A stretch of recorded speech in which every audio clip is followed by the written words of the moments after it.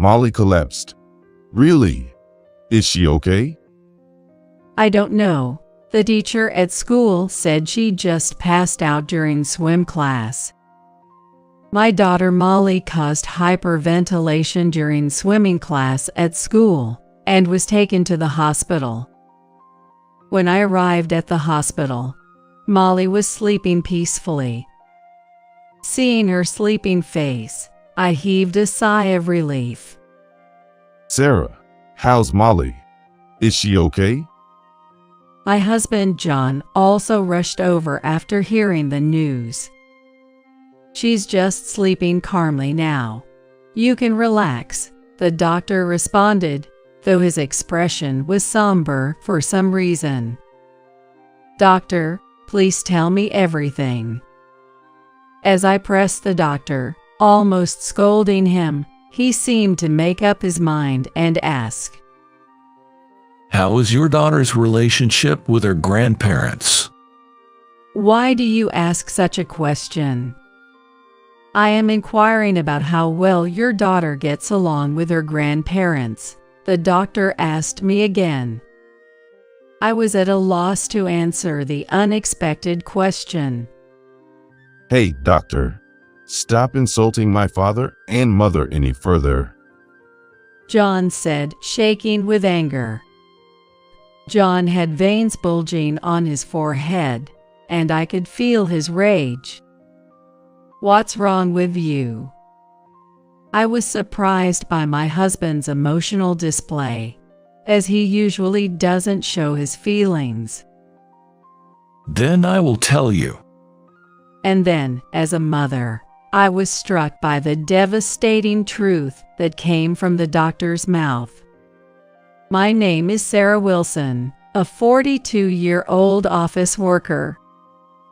I currently live with my office worker husband, our elementary school-aged daughter, and my in-laws, making it 5 of us in total.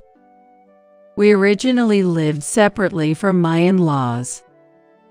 However, my job paid well, but during busy seasons, I would come home late at night. John, being in a management position, often prioritized work as well. John's parents were very focused on education, so even after joining the company, John was work-oriented, always aiming for greater heights. He was such a workaholic that he would continue working at home after he got home. As a result, both John and I often made our daughter Molly feel lonely. We have a good income, but I feel sorry for Molly because this makes her feel lonely, I said with a sigh during a discussion with him. Then John made a suggestion. If you're okay with it, Sarah, why don't we live with my parents? Actually, they have been suggesting this for a while. John's father, Michael, was an elite employee who worked for a major trading company for many years. John's mother, Elizabeth, was an educator who taught at a prestigious middle school until she gave birth to John. However, Michael had to take early retirement a few years ago due to worsening chronic illness. My mill supported the family as a stay-at-home mother after she quit her teaching job, but she started working part-time when my Phil retired. My husband and I had been sending a fixed amount of money to his parents every month. I've also been thinking about renovating the family home to make it duplex style. I think it's a good opportunity. Yeah, I think living in a house with a yard would be better for Molly than our current apartment. Molly's school would be better surrounded by nature than the urban area. We would discuss this every night after Molly had gone to bed, and then report our decision to my mill over the phone. We've come to this conclusion. What do you think, Elizabeth? We would welcome that. In fact, we were hoping to suggest living together. Hearing this from you made me happy and relieved. Thus, our plans for living together smoothly progressed. We renovated the in-laws' house, allocating the first floor for them and the second floor for our family's living space. We didn't install locked doors between the spaces so we could always access each other's areas when needed, but we basically respected each other's privacy. I also thought that since my husband and I often came home late from work, Molly wouldn't feel lonely anymore, as she could have dinner with her grandparents on the first floor. But every morning when I leave for work, I can't help but feel guilty towards my in-laws. Thank you so much for taking care of Molly all the time. While John and I are at work, the in-laws always help Molly with her homework. No problem. That's right, Sarah. Molly is our dear granddaughter. Don't worry about it. Michael said with a hearty laugh. Molly, make sure you listen to Grandma and be a good girl. Yes, I see. Then I'm off. Thank you in advance. Having the in-laws as allies made me feel more capable of facing work than ever before. 3 months have passed since we started living together. That day, I finished work early and got home sooner than usual, and Molly ran up to me crying and hugged me tightly. "What's wrong, Molly? Why are you crying?" Molly clung to me and wouldn't look up. Elizabeth followed her and said, "It seems Molly is just so happy to see her mom," as she tried to stroke Molly's head. Molly shook her head vehemently, showing her displeasure. Elizabeth smiled sadly. "Molly, that's not okay. Grandma always helps you with your homework. It's sad for Grandma if you act like this." She's probably just at an age where she wants to be spoiled by her parents, right, Molly? "I am sorry for making you feel bad." It's all right, I don't mind. Elizabeth said, still smiling gently. Molly was doing her best with her studies until just now. She's a smart girl. When Elizabeth tried to pat Molly on the head, Molly fiercely shook her head, showing her refusal. "Molly, Mommy will get angry. Say sorry to Grandma." When I scolded her, Molly reluctantly turned to Elizabeth and said in a trembling voice, "Sorry, Grandma." Molly usually seemed very attached to her grandparents, so at that moment, I didn't think much of it, assuming she just didn't want to study because she wanted to play. It's me who should say sorry, Molly. I thought I saw tears in Elizabeth's eyes, but realizing I was watching, she quickly covered it by laughing and saying, "Something got in my eye." As time went by, I realized that not only Elizabeth's behavior but also Molly's was unusual. Molly often played alone even before living with her grandparents, but she had never clung to me and cried like that before. And yet, she showed such an attitude towards her kind grandmother, who always doted on her. Maybe Molly was experiencing troubles that we adults couldn't understand. As bedtime approached, I discussed it with John. If I cut back on work, I could spend more time with Molly. She might not feel so lonely. What are you saying now? We've discussed this many times and decided. My parents are taking care of Molly, so there's no need to worry. I know that, but even if your parents are good people, they can't replace Molly's mother. Are you saying my parents aren't good enough? John frowned and glared at me. John often gave me that look when he didn't like something. I'm not saying that. It's just. Anyway, we should just leave Molly's care to my parents. He insisted, turning his back to me as if to end the conversation, and fell asleep. Winter came, and my busy work schedule finally entered a slow period. I'll do the dishes, you rest. Oh, really? Aren't you tired from work?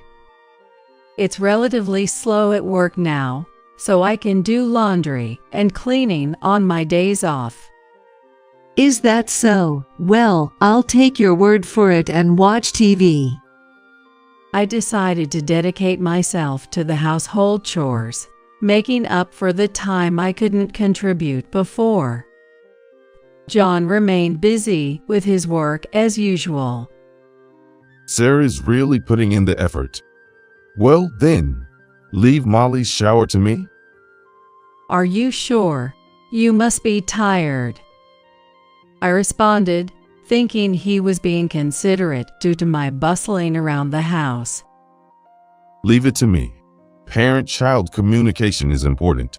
After all, He said, puffing out his chest. Molly, go ahead and take a shower with Daddy. I called out to her, and she took John's hand and headed to the bathroom. Imagining the delightful scene of father and daughter together, I couldn't help but smile. However, when Molly came out of the shower, I was startled. Molly, your face is really red, isn't it? Her face seemed unusually flushed. Molly just looked up at John and kept her mouth shut, not saying anything. What's wrong, Molly? Why are you so quiet? maybe she stayed under the shower too long and got overheated. She must be feeling a bit woozy. John responded for her. Are you really okay? I asked her repeatedly, concerned, but each time Molly would glance at John and nod, saying, "Yeah, I'm fine." From that day on, despite being busy with work, John took it upon himself to give Molly her daily shower. However, Molly's face appeared red after each bath. Could Molly be sick? Maybe we should have her seen a doctor. You're overreacting, Molly. You're okay, right? Nothing hurts. Yeah, I'm fine. See, Sarah? You worry too much about Molly? John said, dismissing my concerns with a laugh. At that time, I was still unaware of my daughter's suffering. Time passed, and the following summer arrived. Swimming classes started at Molly's elementary school. Molly had always loved playing in the water since she was young, and she looked forward to the swimming classes every year. That's great, Molly. Your favorite swimming classes start today. Yeah, that's right. Are you sure you remember how to swim after a year? Yeah, probably. For some reason, Molly looked downcast that morning. Even though she had been eagerly anticipating the summer, she didn't smile once that morning. I thought she might be a bit nervous about going back to the pool after a long time, but looking at her face, it seemed more like fear than nervousness. Molly, are you okay? I'm okay, Mom. Don't worry about me. Molly said, forcing a strained smile. Are you sure you're not pushing yourself? If you're feeling unwell, I can call the school and you can stay home. I'm fine, so you go to work, Mom. Okay, Molly. I'm going to work now. Bye. See you later, Mom. Molly smiled and saw me off. But her smile still seemed forced. Molly will be okay. Grandma and Grandpa are there if anything happens. I reassured myself and focused on my work. Returning to the office after lunch break, I received alarming news. Sarah, it's urgent. Your daughter's school called, saying she fainted during swim class and has been taken to the hospital. My colleagues said in a panic. What, Molly? You should go now.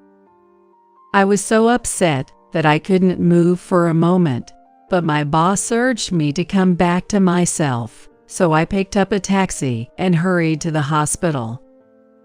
On the way, I contacted my husband. Molly collapsed. Is it true? Is she okay? I don't know. The teacher said she just fainted all of a sudden during the swimming lesson. What is the school doing? If something had happened, they would have had to take responsibility later. Now's not the time for that. I'm on my way to the hospital where Molly was taken. Okay, I'm heading there now too. My usually work-focused husband seemed genuinely flustered this time. When I arrived at the hospital, Molly was peacefully sleeping in her bed. Seeing her sleeping face, I felt a wave of relief. I'm so glad Molly is safe. The tension I had been carrying broke, and I felt dizzy. Are you all right? Supported by the doctor nearby, I managed not to collapse. Sarah, is Molly okay? John, Molly is. I tried to answer, but my words tangled. She's just sleeping calmly now. Please don't worry, the doctor calmly responded. Doctor, thank you so much. I lowered my head to the doctor, tears of relief falling. However, the doctor's expression remained serious and somber. Doctor, is there something wrong?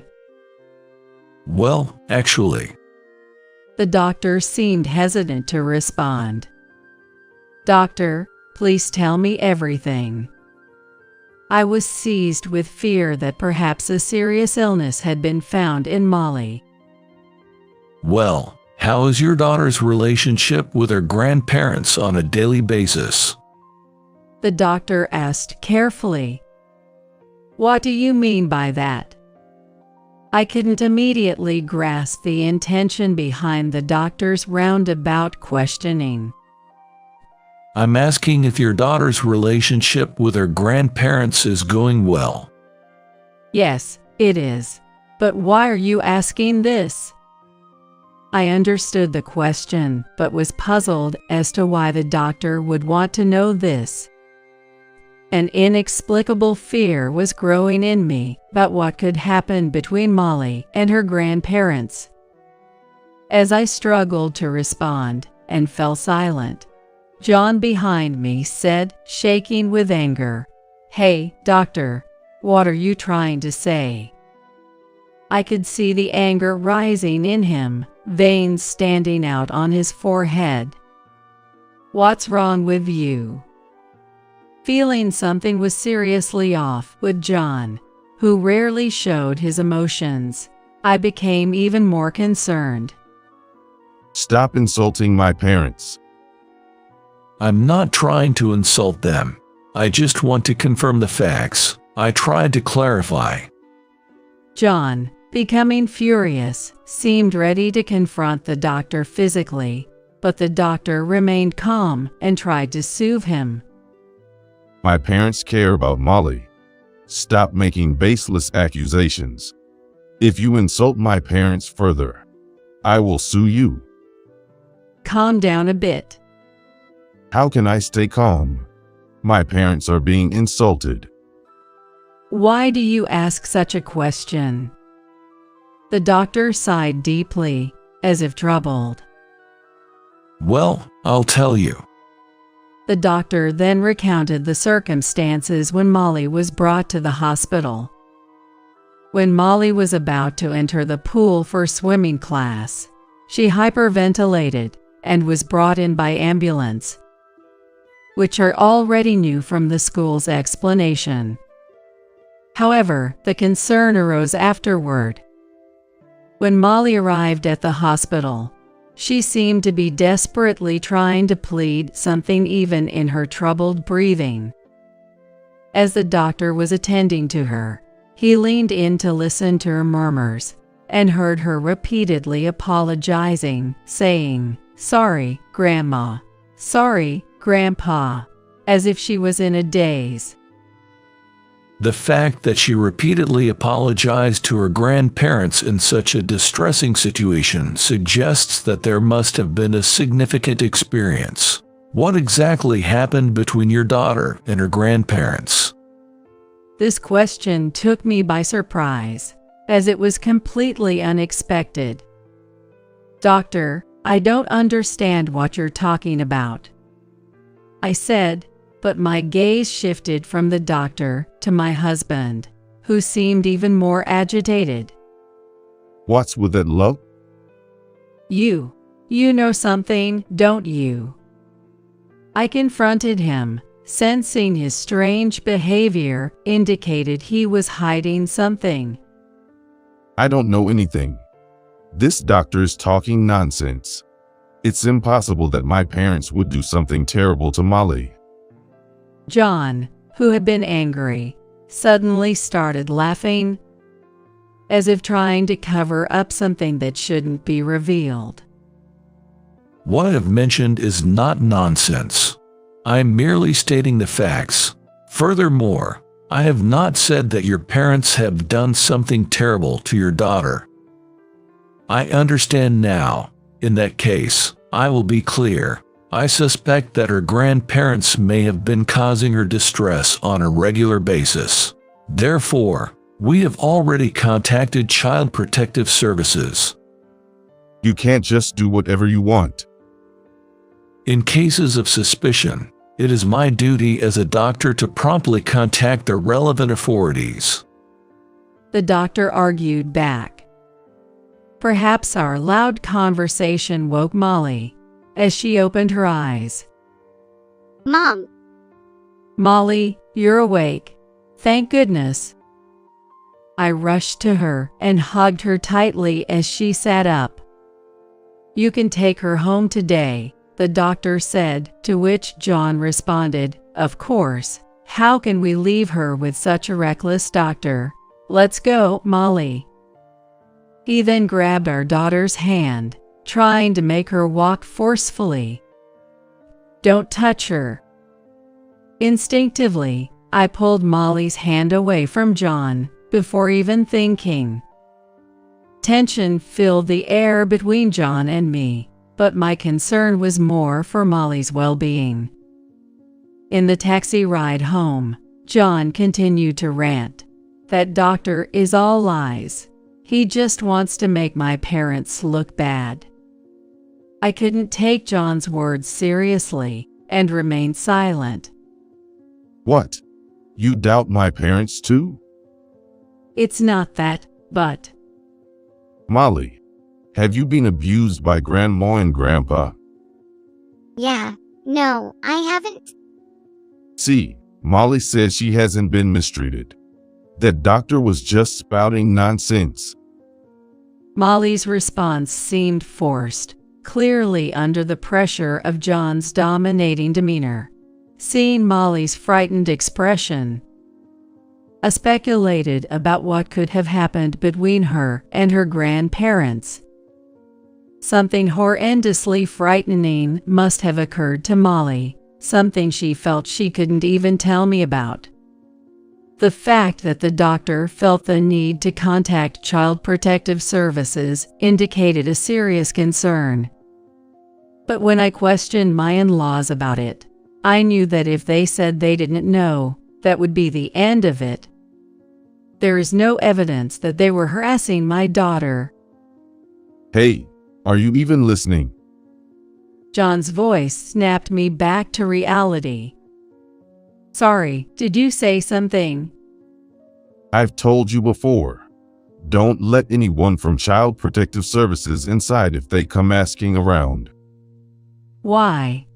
If we have nothing to hide, we should let them in and prove that everything is fine. I countered him, even though I knew it was useless. What if it starts rumors around the neighborhood? It could affect my career. Think before you speak. John had always walked the path of an elite, never facing failure from childhood through his professional life. His high pride feared bad reputation more than anything, making me wonder if his pride was more important than our daughter Molly's well-being. Should he protect his pride more than his daughter? As I thought about this, my eyes fell on the taxi's dash cam. That's right, that could be useful. I remembered a crucial fact I hadn't shared with John or the in-laws. The next day, I pretended everything was normal, submitted a leave request at work. And after killing time at a friend's house, I waited for Molly at her school's gate when it was time for her to get out. "Molly, come here." Seeing me, Molly looked surprised but also visibly relieved. Mom, what's happening? "I'll explain later. We're going to take a plane." We then took a bus to the airport and flew to my hometown where my parents lived. From that night into the early morning, John called repeatedly. Feeling frustrated by the repeated calls, I decided to accept the call. What have you done? Where did you take Molly? "She's in a safe place, out of your reach." What? Don't be ridiculous. Just come back and explain everything to me properly? "We're not coming back. An explanation over the phone will suffice." Then at least send Molly back to us. John yelled over the phone. I steadfastly declined. "I refuse." Why? What have we ever done to you? "If you don't remember, let me enlighten you. It's because you and your parents have been making Molly do things she despises every day." The anger I had suppressed in me exploded.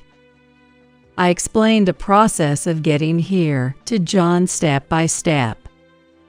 On the way back from the hospital, I remembered, while looking at the taxi's dash cam, that I had installed a camera in the living room of the first floor. Unusual occurred. It was set up to monitor the elderly in-laws and Molly, alerting my smartphone immediately if anything unusual occurred. The first floor, where the in-laws lived, allowed Molly free access when John and I were not around. Shortly after we started living as a joint family, Elizabeth began forcing Molly to wash dishes and do cleaning tasks. Initially, I thought it was just Elizabeth's way of teaching her granddaughter household chores, but Elizabeth never instructed her. She just watched Molly with Michael. Molly complied without complaints, completing the tasks as told. However, when Molly was about to go back upstairs after finishing, Elizabeth called her back, saying in a sorrowful voice, "Next, please clean the bathroom. Thank you." But I have homework. I'm sorry, but please do as you're told. If you can't, we can't let you live here. Please do as you're told, for your own good. With that, Elizabeth grabbed Molly's wrist, seemingly trying to force her outside against her will. Do as you're told, Molly. Elizabeth's voice was clear on the surveillance camera, which captured sound well despite slight static. Elizabeth sounded sorrowful even as she commanded. Grandpa, help me. Molly pleaded for help from her grandfather, Michael, who did nothing to reprimand Elizabeth and merely watched silently. Faced with this unbelievable reality unfolding in the video, I was speechless. The harassment from the grandparents towards Molly appeared to continue daily when I was not at home. I couldn't believe that the grandparents were doing such things behind my back. I kept the surveillance camera a secret, but shared with John the harassment Molly faced from his parents. Misinterpreting something, John angrily retorted, "Molly, after all the discipline, she still talked. Wasn't it enough? So you started everything, didn't you?" What are you talking about? I mentioned your parents' actions, but I never said you were involved. You tricked me. That's despicable. Despicable? Who's the one who's been doing terrible things to our elementary school daughter? I remembered the days when John insisted on giving Molly showers. I know what you were doing during Molly's shower. I didn't have solid proof, but decided to confront him. It's education. She didn't want to study anymore, and she seemed satisfied with her A score on the test. So I just thought I'd give her a little re-education. Re-education? How can you even say that? Molly is terrified. I only told Molly she couldn't get out of the shower until she correctly answered my questions. John confessed his mistake. You were mad when the doctor at the hospital asked about Molly's relationship with her grandparents, weren't you? But that wasn't to protect your parents. You were afraid of being caught forcing your unwilling parents to do it. That's also why you refused to let Child Protective Services intervene. The surveillance footage clearly recorded John threatening his parents.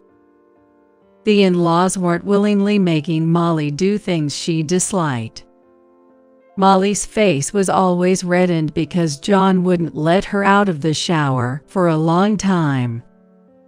The shower experience became traumatic for Molly, turning water into her fear. Then, on the day there was swimming class at school, Molly was traumatized again the moment she tried to enter the pool, triggering a panic attack.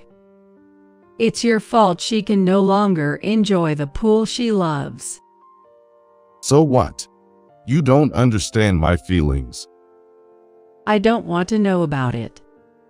My father was a top executive, and my mother was a renowned educator locally. But I was always scorned if my grades dropped even slightly as a child.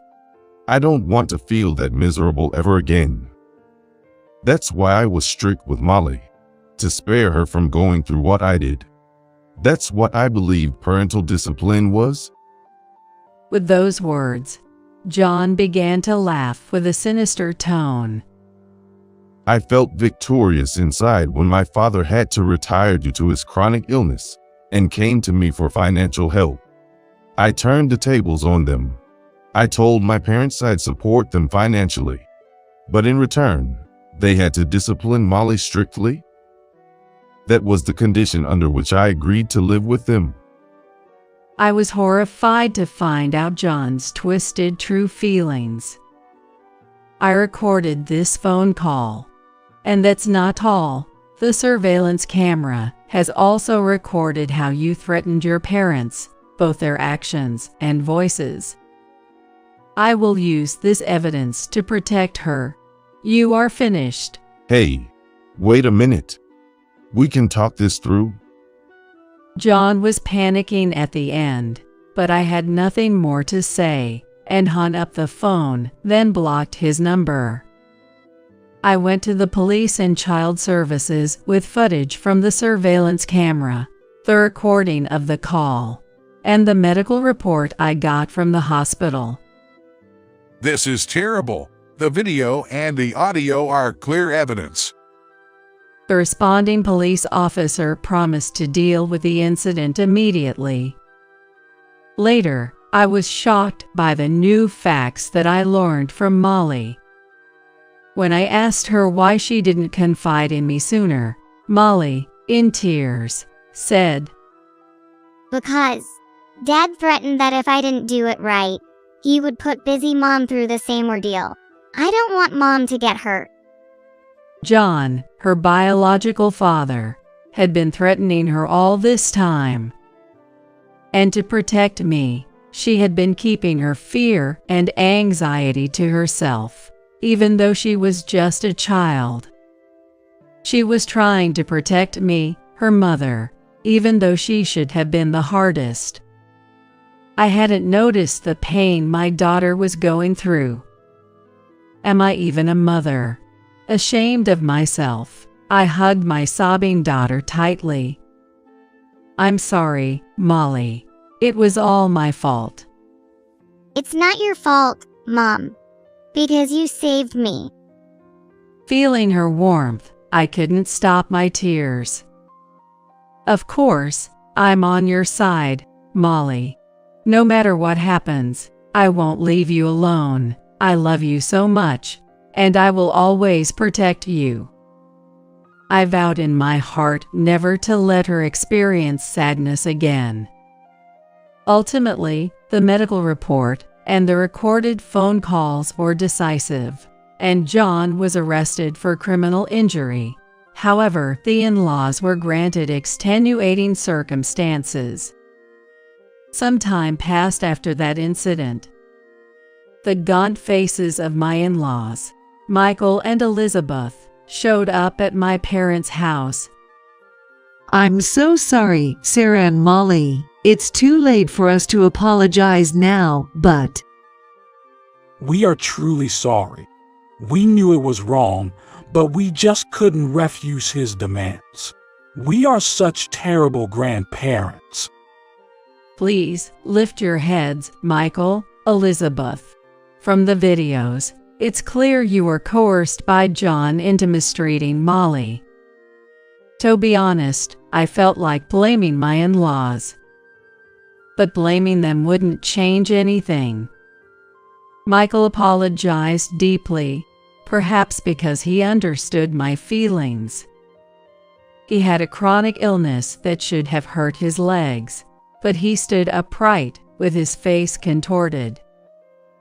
Even though we were threatened, the fact that we did something terrible to our dear granddaughter is true.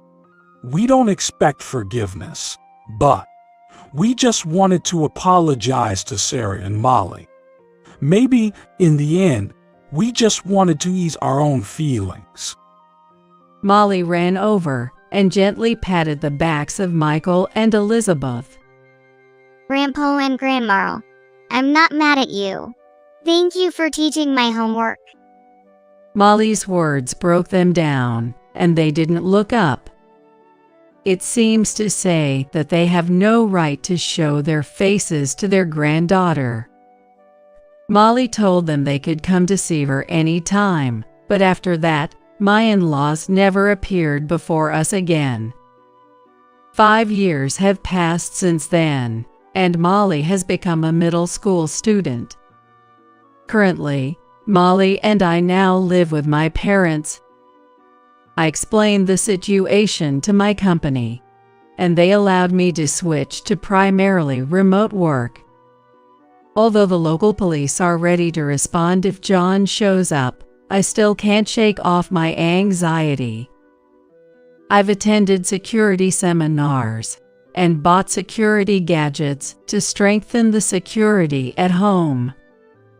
I make sure to drop off and pick up Molly from school to protect her. Molly has slowly started to regain her smile.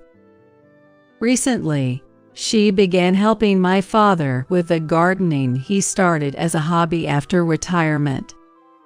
Grandpa, look at this big potato we harvested. Wow, that's a big one. Molly, how about we make some potato salad with your mom tonight? Okay, we'll do that. Living with Molly, my parents seemed to have rejuvenated both in spirit and appearance. Just as Molly tried to protect me, I want to protect her with all my might from now on. Watching Molly's carefree smile, I felt this more than ever. Growing up in a child care facility after my parents died in an accident, I didn't see any meaning in living or working hard. One day, I received a letter from my mom, who was supposed to be dead. Moreover, it was addressed to the house where I lived with my parents. This couldn't be happening. But maybe. After days of thinking about it, I decided to go to the address on the letter. However, standing in front of the house full of memories, I suddenly got cold feet. So, I decided to peek from the backyard. There, I saw a middle-aged couple living. I observed more closely. I was thinking if they were strangers, I would sneak back. But the next moment, I doubted my eyes. My dad, Mom. I stood there in an unexpected turn of events. My name is Ashley Thompson. I entered a child care facility at the age of 10 and graduated from it 2 years ago. Now, I juggle multiple part-time jobs while living alone in a cheap apartment in New York. My parents died in a traffic accident when I was 10. It was a pile-up on the freeway during the summer holidays. I was in the car too, but miraculously survived because I was sitting in the back seat. However, my parents, who were in the driver's and passenger's seats, died on impact when they crashed into a truck in front of them. It was my birthday celebration on the way back from visiting the leisure pool that I had always wanted to visit. I was dozing off when suddenly a cannon-like shock hit me, and the next moment, I couldn't move. With no sense of time, I desperately called for my parents. But there was no answer from them, and I lost consciousness, waking up later in a hospital bed. As the nurse realized I was awake, she hurried around, and soon, police officers and doctors started coming into my room. All the while, I kept wondering when my parents would come. I asked the nurse several times, where are Dad and Mom, but got only vague answers. At the age of 10, I thought, they must be hospitalized in another hospital. A few days later, I learned the meaning of those vague answers. A woman, claiming to be my aunt, told me my parents' injuries were fatal, and there was no hope for survival. She also mentioned she had her own family and couldn't take me in. I couldn't understand the situation at all. She explained the situation simply enough for me to understand. As a result, I learned that once I was discharged, I would be going to a child care facility. I had many questions about what would happen to our house, my school, etc. But the thought of becoming part of a stranger's family was so unwelcome that I felt slightly relieved. My injuries healed, and I was sent to the child care facility without returning home. As my aunt had taken care of the funeral and sorting through our belongings, sending my things to the facility, we had been in touch through letters with her, so I was informed about these arrangements in advance. To be honest, the thought of strangers rummaging through our house felt awful, but there was nothing 10-year-old me could do about it. The idea that I would never return home had never crossed my mind. I wanted to know why, but I didn't know whom to ask or how to express it. Everything progressed without my consent, and I just went along with it, day by day. Even after entering the child care facility, I would receive letters from my mom's sister a few times a year, but the content was always the same. Are you doing okay? Do you need any help? At first, I replied to her, but soon I ran out of things to say. So, gradually, I stopped responding to the letters. Since I had never met my mom's sister while my parents were alive, she was like a stranger to me. Being worried about by a stranger felt meaningless, and exchanging letters felt like a chore. Perhaps she sensed my feelings because the letters from my mother's sister became fewer each year. By the time I graduated from the child care facility, I had almost forgotten the letters existed, becoming distant. I always felt left behind in an unknown world, spending my days in the child care facility. Maybe because I never returned home after the funeral during my hospital stay, reality never fully set in. Why am I here?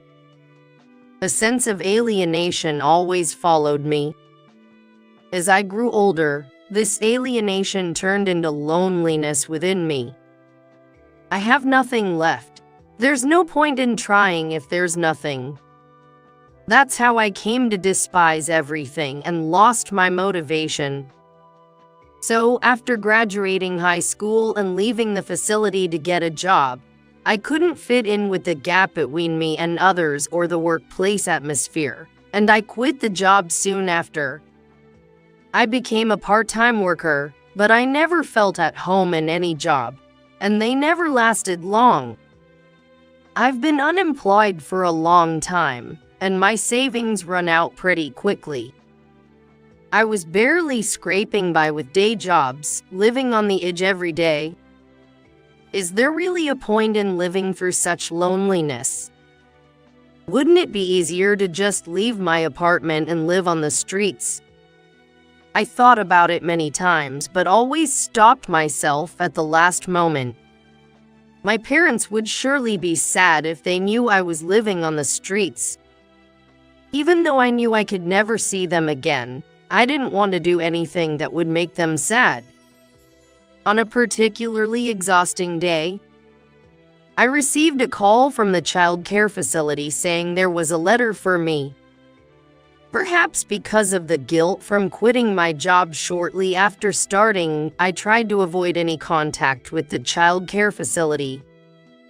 So, I intended to have them throw away the letter without receiving it.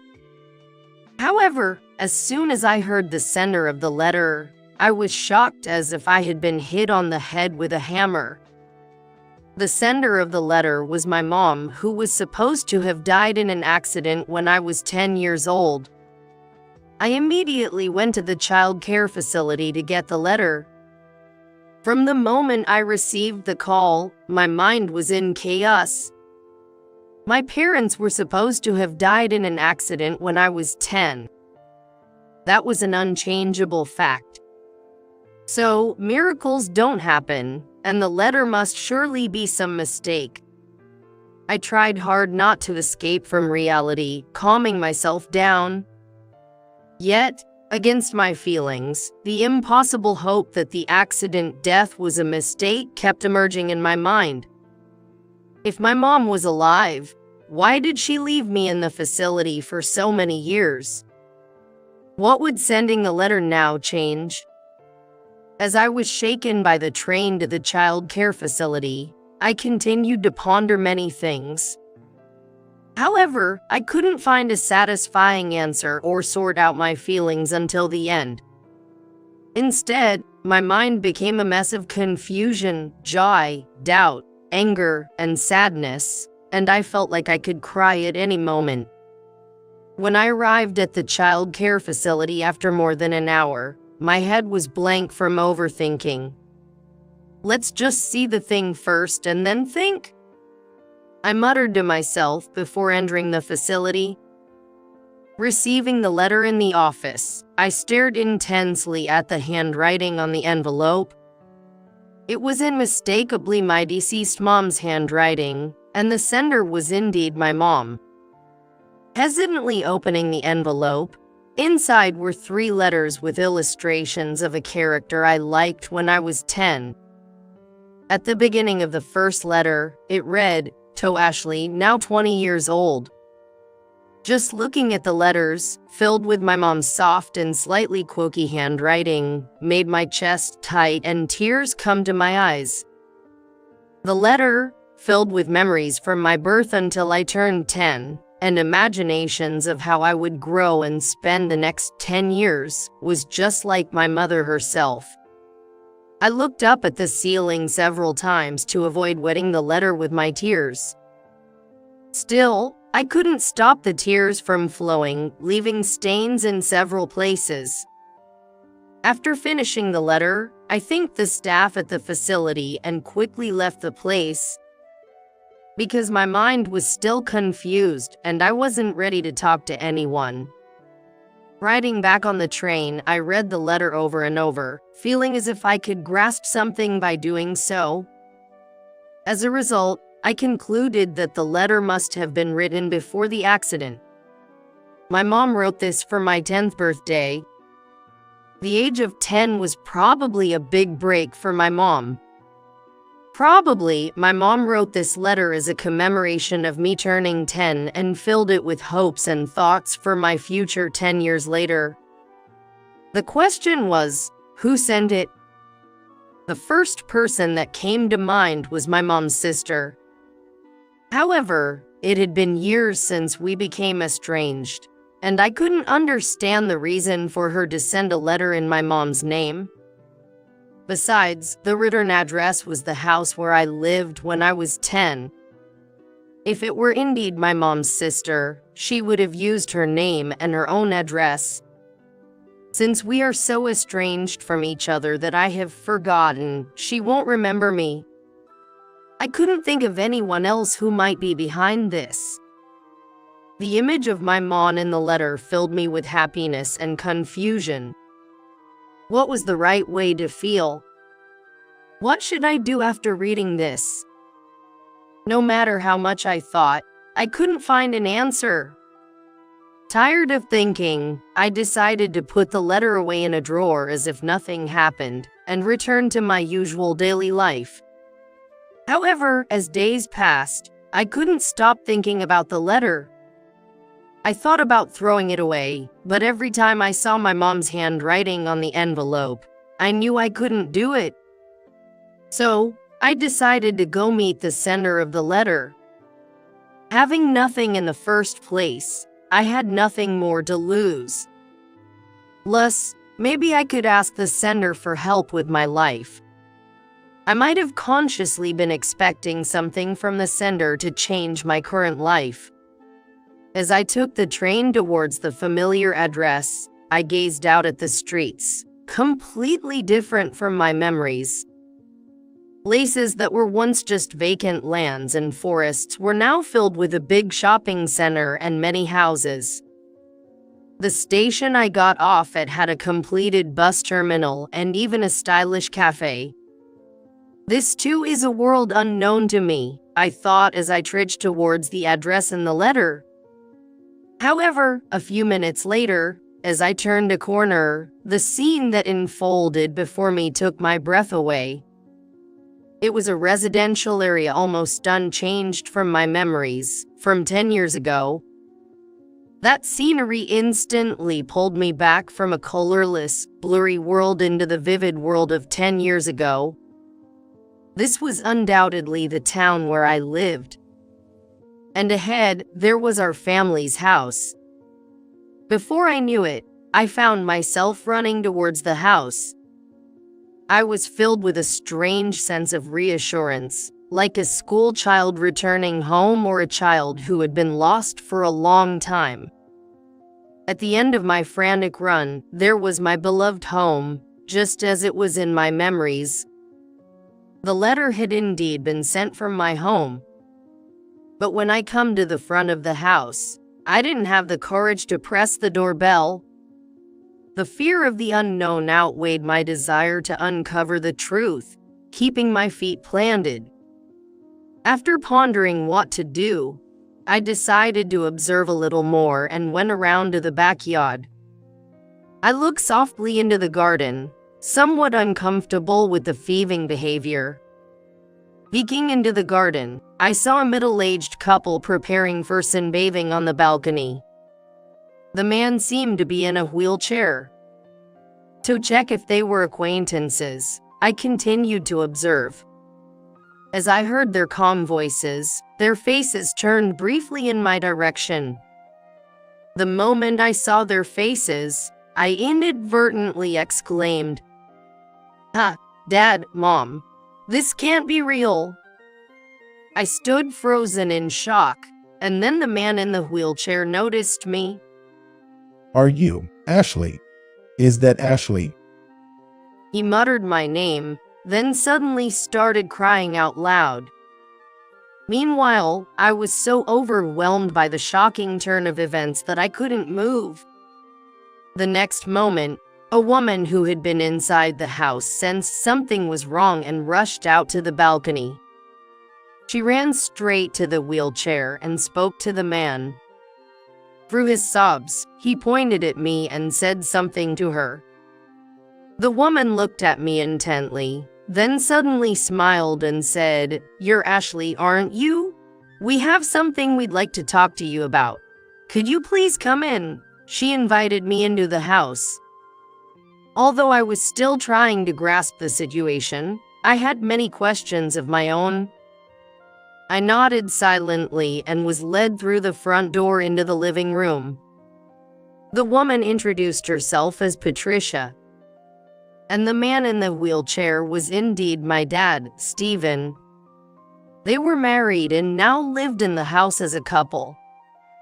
Patricia told me that my father was in a coma and critical condition after the accident, wandering between life and death.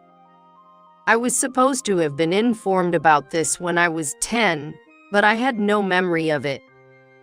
When I told Patricia this, she asked, "How were you told?" And I shared that my aunt, my mom's sister, had said his condition was hopeless. However, upon reflection, I remembered being told only about my mom's death. If that was the case, why was my father considered dead? Patricia and I spent hours reconciling my memories with the truth. As a result, I realized I had made a huge mistake. As a 10-year-old who couldn't grasp that my father was in a coma, I felt a unilateral rejection towards him for never coming to see me. Dad never comes to see me. Maybe he's mad. I'm sure she's dead because I said I wanted to go to the leisure pool, I thought, feeling rejected by my father. This eventually morphed into the memory of both my parents dying in the accident. This is just my guess, but maybe it was less painful for Ashley back then to think both had died than to feel rejected by your dad. Patricia suggested, trying to console me, but I was filled with remorse towards my dad. Yet, I was also puzzled. I was terrified to ask, but I knew I'd regret it if I didn't. I gathered my courage and asked Patricia, "Why didn't my dad come for me?" Patricia glanced at my dad. My dad nodded silently, and Patricia told me what was going on. Stephen regained consciousness more than half a year after the accident. Half a year? That coincided with the time I was discharged from the hospital? Even though it was miraculous that he woke up, it took him several more months to comprehend his situation. Waking up feeling like it was just one night's sleep, only to find out half a year had passed. It's understandable. Moreover, my dad was left with many disabilities, including issues with memory, speech, and physical functions. Doctors had said returning to his previous life was impossible. Given the bleak outlook, my aunt proceeded with the plan to place me in a child care facility. By the time I woke up, everything was gone. I was painfully aware of the time I had lost and its importance. My dad said, tears brimming in his eyes. Patricia told me that after being discharged, my dad was admitted to the disability facility where she worked. Even though he wanted to see you. There was a time he couldn't express it because he struggled with words. At the same time, he began to accept that Lisa had passed away. Stephen fell into a deep depression and was even admitted to a psychiatric ward. My dad, too, had been searching for a reason to live in his despair, just like me. Hearing this, I felt incredibly relieved. My dad hadn't rejected or forgotten about me. Instead, he had been thinking of me so much that it made him sick. Feeling this, the cold loneliness that had taken up residence in my heart began to melt away, replaced by a strange warmth. Even after returning from the psychiatric ward to the facility, my dad's emotional state remained unstable. He refused rehabilitation, didn't eat, and had trouble communicating, leading to problematic behavior like lashing out at staff or throwing objects. The staff's approach to my dad gradually became more bureaucratic. In the facility, where he was treated like an untouchable, Patricia was the one who faced him without a grimace. She used homemade cards and a whiteboard to understand what he wanted to communicate. She also massaged him daily to prevent his muscles from stiffening and made time for conversation practice by visiting him. My dad said, "I saw my Lisa's image in her. Thinking that Lisa would be sad seeing me in such a disheveled state, I felt I had no choice but to try harder," and tightly held Patricia's hand.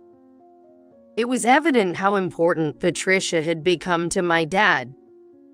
I felt a bit envious of their relationship. I wished I had someone to support me like that.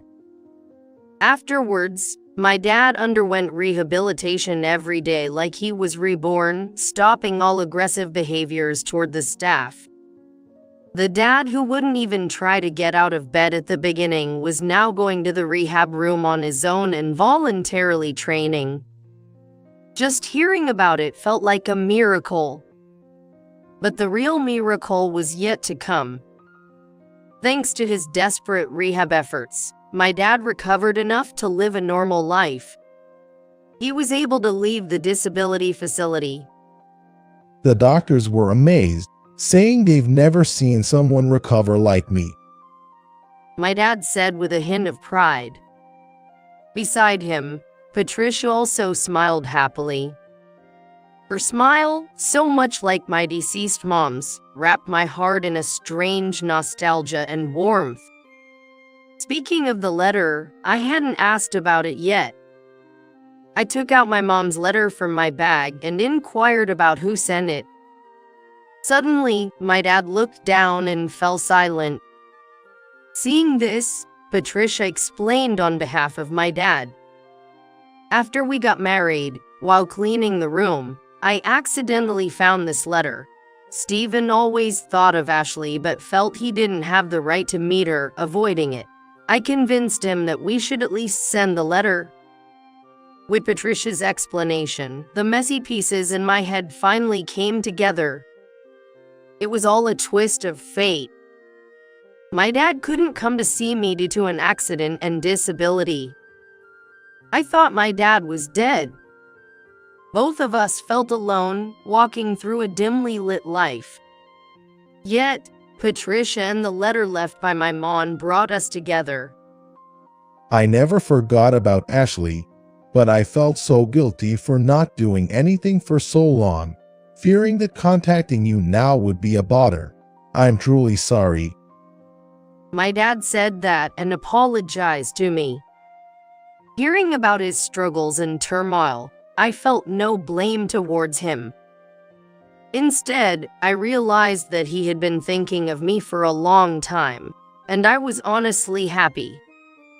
The fact that we both reached a point of desperation at the same time made me feel the weird connection of being parent and child, almost making me laugh.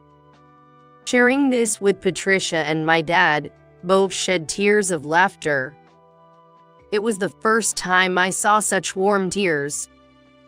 Looking out the window, the sunset was casting its light on the balcony. I said, I think it's time for me to go, and stood up.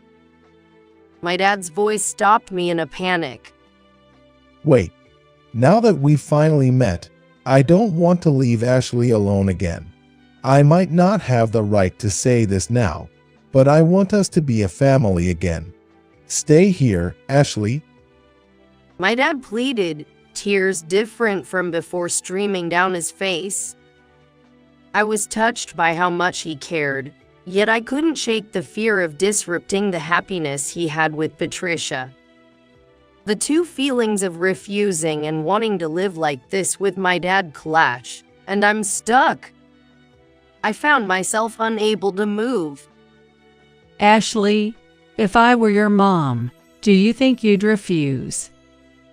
What?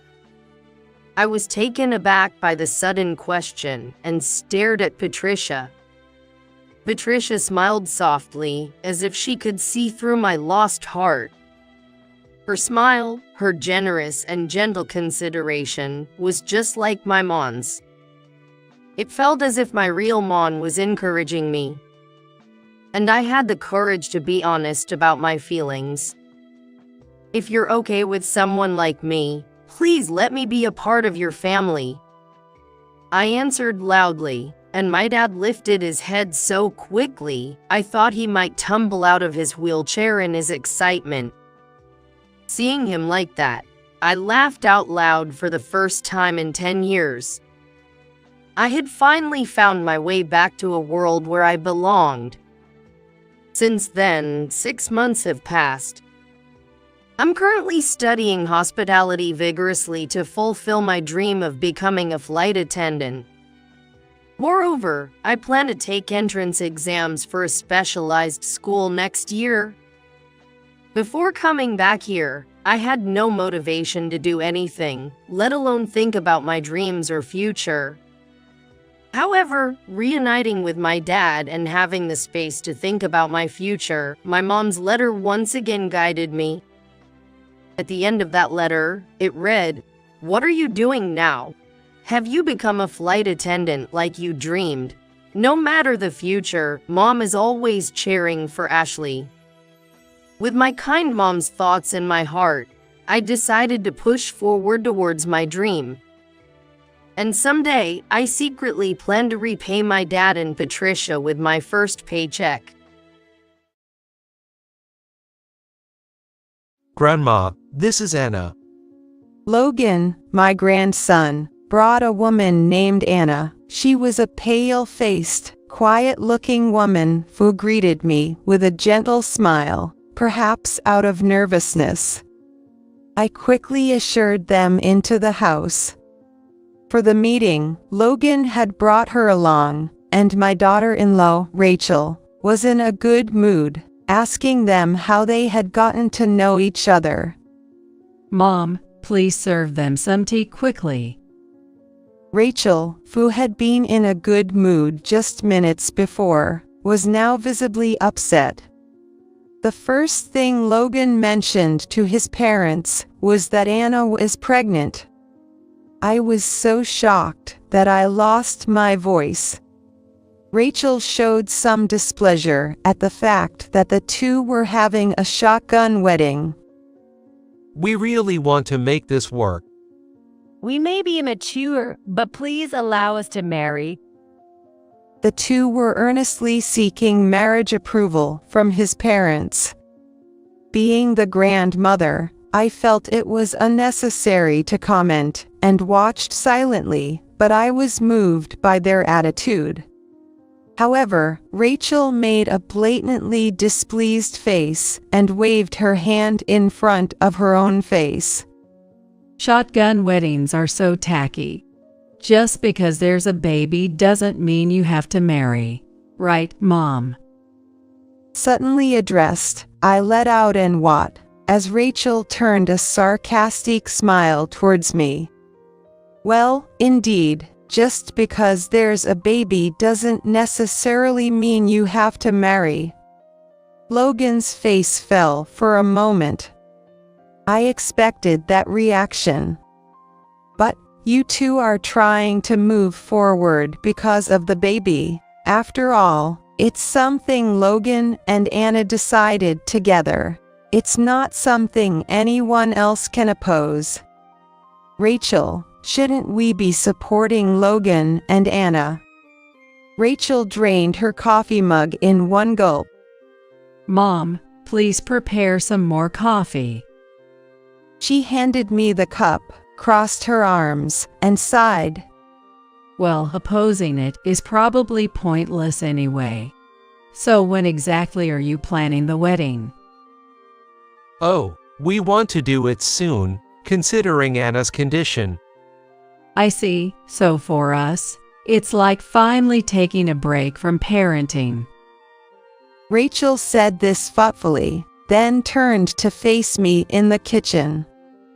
We're going to be living with family from now on, so can our unwanted housekeeper please leave? Excuse me. Rachel's abrupt words left her husband John stunned, and both Logan and Anna were left with their mouths open in surprise. What should I do now? My name is Catherine. I'm a 70-year-old grandma. I live in a 2-generation household with my only son, John, and his wife, Rachel. Although it may seem happy from the outside, I have been feeling down since my husband passed away a few years ago. Rachel, John's wife, is a strong-minded woman who speaks her mind immediately. Our relationship isn't bad, but I often feel being used by her. When Rachel goes out with friends, she expects me to do the laundry and even asks me to drive her to the station. Rachel seems to think that living in a 2-generation household is her way of showing filial piety. Contrary to my desire for a quiet life after my husband's death, I find myself in a complicated situation. Come on, get up now. Rachel's near-screeching voice echoes from the bedroom for Logan and Anna. Oh boy, she seems to be in a bad mood again today. Last night, John worked late, and despite it being a weekend, she woke him up at the usual time to get ready to go out. I tried to speak quietly when I bumped into John in the bathroom. John, are you okay? I'm fine. I got about 5 hours of sleep. John smiled gently at me through the mirror while wiping his face with a towel. I've been worried because John has looked pale recently. Despite my concerns, my husband would reassure me he was fine while working, until one day he suddenly collapsed and passed away. That memory was always in my mind, and if possible, I wished to let him rest on his days off. From afar, I could hear loud footsteps. When Rachel appeared in the bathroom, she frowned and made a clearly displeased expression. How long are you washing your face? Hurry up, I'll be late for my meeting with my friends. Sorry. I'll change right away. John, being timid, quickly left the scene to change his clothes. Meanwhile, Rachel turned her gaze to me and handed over a note she was holding. Mom, this is the shopping list for today. Okay, got it. Have fun with your friends. The weather seems nice today. Please open the window down and vacuum. Rachel left without waiting for my reply. After watching her brazen departure, I let out a heavy sigh. Even when my husband was alive, Rachel had always been a woman who spoke her mind to us. At the beginning of our living together, I had told her, "Don't be shy," but as time went on, her aggressive nature became more apparent. Cooking had always been my task, especially since Rachel was not good at it. If she doesn't like the meal, she would push the plate away, saying, "I told you I can't eat this," or she would grumble about wrinkles in the laundry I had folded. Even so, I had always tried to keep a quiet smile on my face, so as not to make waves, because she was the woman my son John had chosen. But after my husband died, Rachel's attitude became even more extreme, and it was exhausting my spirit. Catherine, you're home all day today, right? Make sure the bath is ready when I come back. Rachel left through the front door without looking at me, saying those words. She goes out with friends on a weekly basis. From the beginning of her marriage, she did not do much housework or childcare, was only concerned with her appearance, and often spent a lot of money. She was very sociable, and made acquaintances in many places. There were many times I suspected her of infidelity when she was younger, but John always believed she wouldn't do that, so I never pursued it further. After dropping Rachel at the shopping mall and returning, I was surprised to see John carrying a box of chocolates. Oh, this. Rachel said she's giving them out at her reunion next week. Really? All of these? Rachel says she has her pride. She doesn't want to be seen as struggling with money because we live with her parents. Sorry, just let her be. Of course, it's okay. I understand. Sitting in the chair, I felt an overwhelming sense of helplessness. After a while, I took the shopping list Rachel had given me and went out. My familiar shoes felt heavier than usual. Perhaps due to my age, I often felt a dull pain in my knees with every step. Yet, imagining Rachel's likely snide remarks about wasting gas, I gently stroked my knees, urging my heavy feet to persevere. Returning home with shopping bags in both hands, sweat beading on my forehead, I set down the packages in the entrance and stretched my bent back. Then, Logan appeared. "Ah, Grandma, welcome back. I thought you weren't here, so you were shopping." Logan looked at the bags I brought back, pursing his lips slightly. Since Logan, the only son of John and Rachel, started working last spring, we had seen less of each other. Though we lived together, he was probably busy with work, not returning until late at night and leaving early in the morning. Moreover, he would dress up and go out on weekends. It was rare for Logan to be home during the day on a weekend. Before I could take off my shoes, Logan had taken the shopping bags to the kitchen and began putting things away quickly. Glancing sideways, I sensed a joyful atmosphere in Logan's expression. Did something good happen? Logan smiled as he carefully placed eggs from the pack into the fridge. "Actually, then someone I want to introduce. I'm thinking of bringing her home next week." As I processed his words, I listened intently, realizing my grandson had reached such an age. "Someone you want to introduce, could it be, maybe?" "Maybe, Grandma. There's also something I've been thinking about a lot." "Something you've been thinking about?" "Yes, I can't talk about it now, but I'll surely tell you someday. For now, would you meet the person I want to introduce?" Excited, Logan made me smile unwittingly. I was curious about what he had been thinking about, but more than that, I was interested in what kind of woman he would bring home.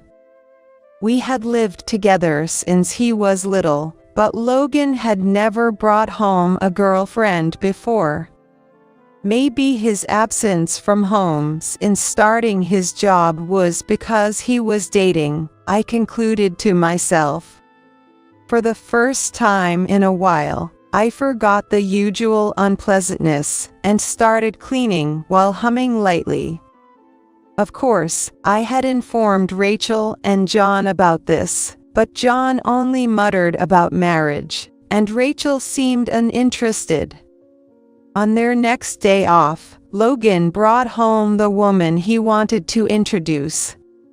Rachel had asked me to clean up in front of the house, and while I was watering, an unfamiliar car pulled up, which made me a bit wary, but then I relaxed seeing my grandson waving with a smile from the driver's seat. The car was a rental.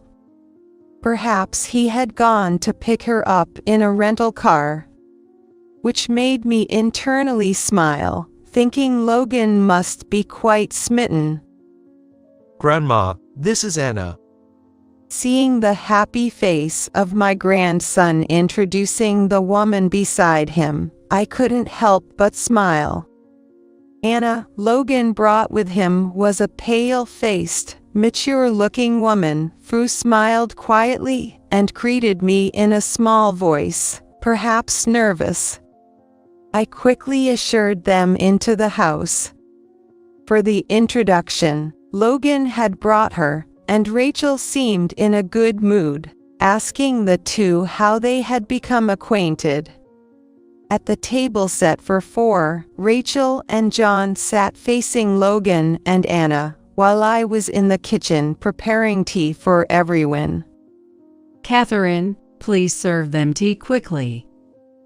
Rachel's mood had turned sour just minutes after being in a good mood. Because Logan had first told his parents that Anna was pregnant. I was so surprised that I was speechless. The pleasant atmosphere from minutes ago froze in an instant, with Logan showing a seriousness I seldom saw in him. Rachel showed some displeasure at the fact they were having a shotgun wedding. We really want to make this work. We may be immature, but please allow us to marry. The two earnestly sought parental approval for their marriage. As a grandmother, I felt it was unnecessary to say anything, and watched silently, but I was moved by their positive attitude. Watching Logan pleaded earnestly in front of his parents, I felt tears forming. Of course, we support your marriage. It's better to marry soon for the baby's sake and have a peaceful mind. Thank you, Dad. Logan said with a smile, looking at Anna. Rachel made a blatantly disgusted face, waving her hand in front of her face. Shotgun weddings are so tacky. Can you explain how this happened, Anna? Anna was taken aback by the unexpected question. Well. She mumbled, looking down at the table. Logan quickly put his hand on her shoulder. Times have changed, and this kind of marriage isn't unusual anymore. Besides, we have our farts and are determined to do our best. Logan, you proposed marriage in a hurry after hearing about the baby, didn't you? Was it a well-considered decision? It was a serious relationship considering marriage, just that we hadn't found the right time, and the baby provided a good opportunity for us. Just because there's a baby doesn't mean you have to marry, right, Catherine? Suddenly addressed, I let out an what, as Rachel directed a sarcastic smile at me. I remembered a recent TV feature about single mothers we watched as a family. Indeed, having a baby doesn't necessarily equate to marriage, but I felt that wasn't the point here. Yes, indeed, just because there's a baby doesn't automatically mean marriage. Logan's face fell for a moment. I had anticipated that reaction. So I organized my thoughts before speaking, something I later wanted to boast to Logan about. But you two are choosing to move forward because of the baby. Regardless, it's a decision made by Logan and Anna together. It's not something anyone else can oppose. Rachel, shouldn't we just support Logan and his decisions? Everyone present might have thought it was just a careless statement from an old woman, but Rachel just drank her coffee in one gulp. Catherine, please prepare more coffee. After passing the cup, she crossed her arms and sighed. Well, opposing it would be pointless, I guess. So when exactly do you plan to get married?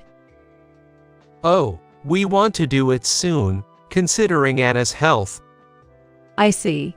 So for us, it's like finally stepping back from parenting.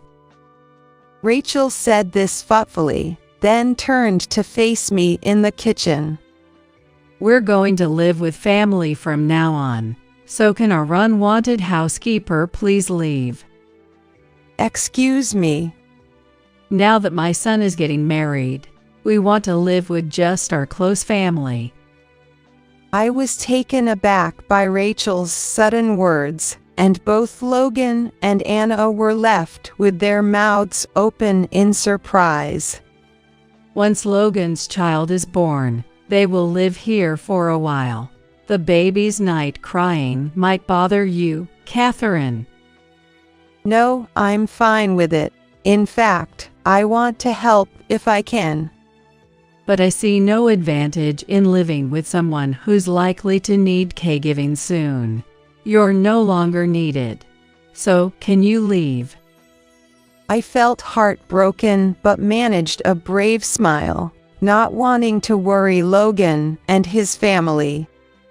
At that time, I didn't take Rachel's words seriously. However, day by day, Rachel's efforts to drive me out became more overt, frequently saying, "Please leave soon."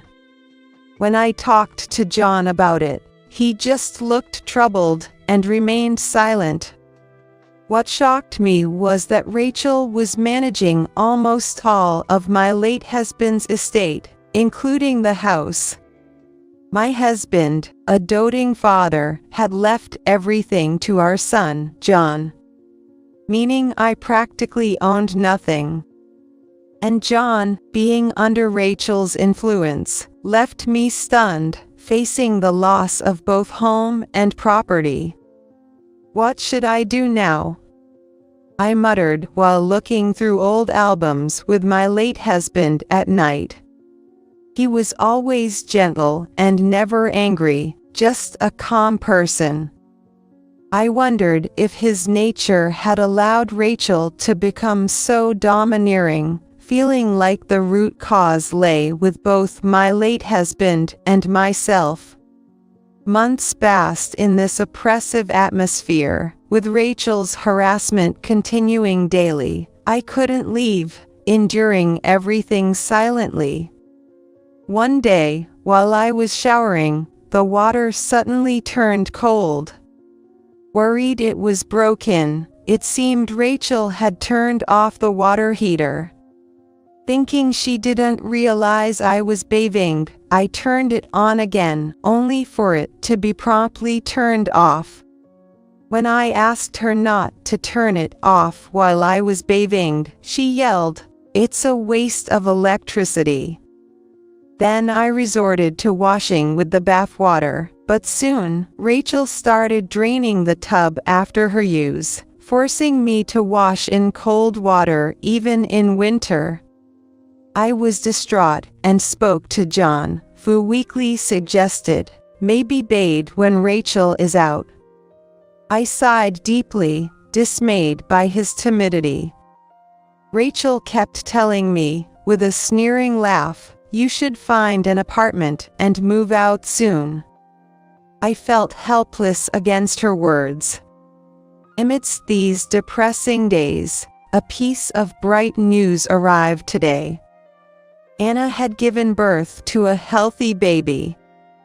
For a moment, Rachel and I joyfully celebrated together, both with tears in our eyes. If only you would leave the house soon, I would truly be happy. Rachel suddenly said with a cold look, after the shared joy.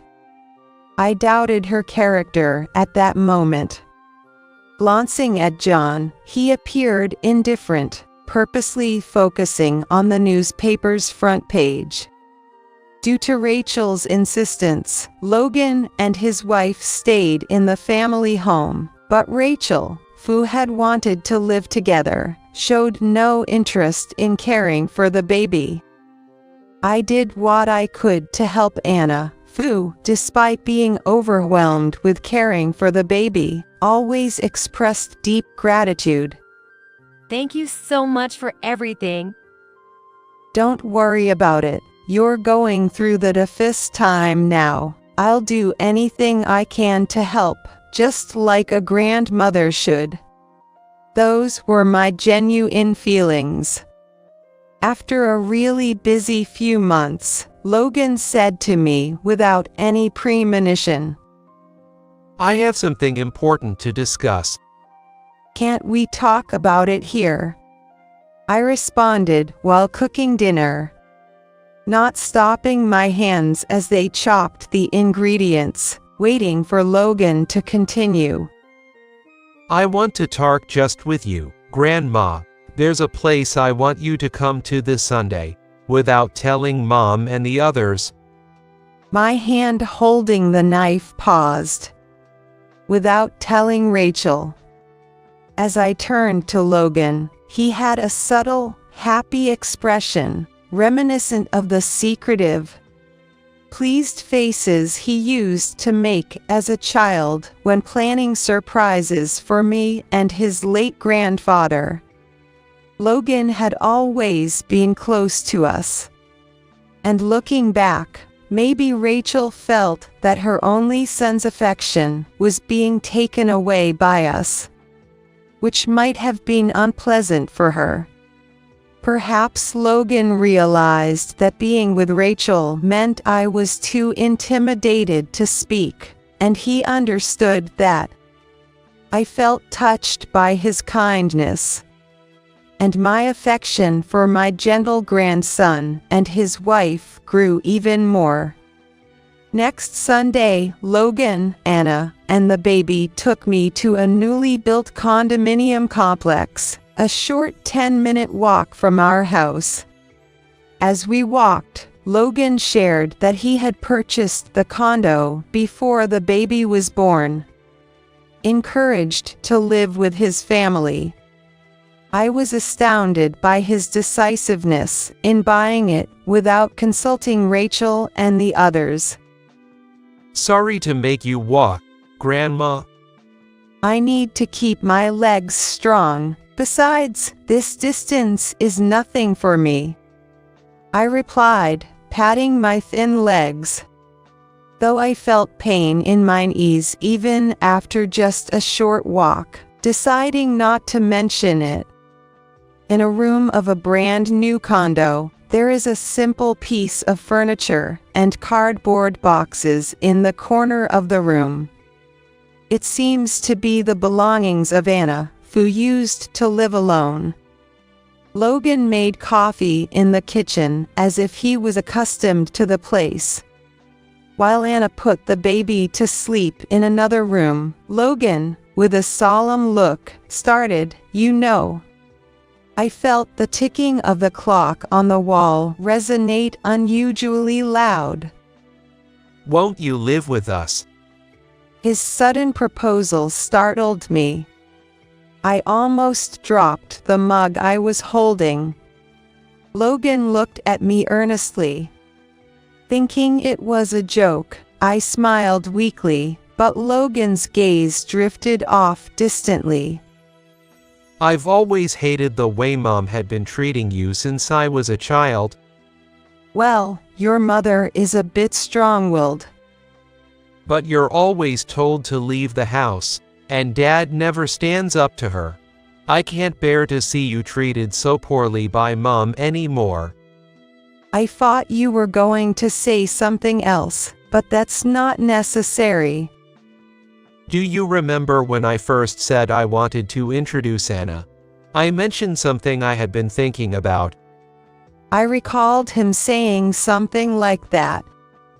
It was a while ago, but it left a strong impression on my memory because of the way Logan said it, with the implication that he was determined to do something upon his marriage. I've been loved and cherished by you and Grandpa since I was little, and I loved you both so much. But I always felt Mom was very rude to you too, and I've wanted to help you ever since I became an adult. Logan, did you really think that way? Leaning forward with resolve, Logan looked intently into my eyes. Let's live together. There's no need for you to suffer alone in that house. Speechless, Anna quietly returned from the other room and sat next to Logan. She had been listening from the next room and looked at me solemnly, understanding the conversation. Logan has shared this with me. If you're okay with it, could you live with us? What a kind offer. I'm truly touched, but I don't want to intrude on the life of a newlywed couple like you. It's not an intrusion. We need your guidance in parenting, and having you live with us would be a great support. And apparently Anna, too, had been harassed by Rachel a lot and had developed a feeling of dislike toward Rachel. She had been taunted about her shotgun marriage and had been yelled at to quiet the baby during nighttime crying fits. When Anna wanted to visit her parents' house after giving birth, Rachel retorted, "So you don't like being with me, I get it," making Anna repeatedly explain herself in frustration. We're asking you, please, can you live with us? Logan and Anna both pleaded at the same time. Silently looking down at their faces, I felt tears streaming down my face. Thank you. At that moment, no other words came to mind. And so, it was decided that I would live with Logan and his family. Of course, this news would soon reach Rachel's ears. As soon as I agreed to move in, Logan promptly informed Rachel and John. Something I had asked him to do. I was certain Rachel would strongly oppose it. Telling myself this was my final battle, I left Logan and his family at the condo and returned home, opening the front door. Rachel, who had called me into the living room as soon as I got back, started yelling furiously. What's this about, Catherine? You're not seriously considering living with Logan, are you? No, I'm thinking of accepting Logan's kind offer. You can't be serious. Rachel scoffed. Next to her, John frowned, looking troubled. It's absurd to think of moving in with a newlywed couple. It's clear you'd be a burden to Logan. Yes, I was worried about that too, but they both have accepted me. I want to honor their feelings. What are you saying? John, say something. John, who had been silent, looked at Rachel with vacant eyes, seeming completely drained. Rachel, I want a divorce. What? I thought you were talking about something else. I can't take it anymore, this life. Wait.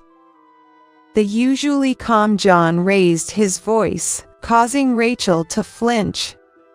He stood up, confronting Rachel with a stern look.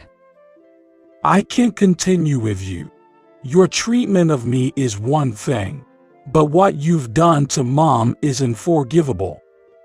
What the heck, John? Don't start yelling now. We're talking about Logan living with Mom, right? Mom will live with Logan. That's settled. Now it's about you and me. I can't live with you anymore. Why are you bringing this up all of a sudden?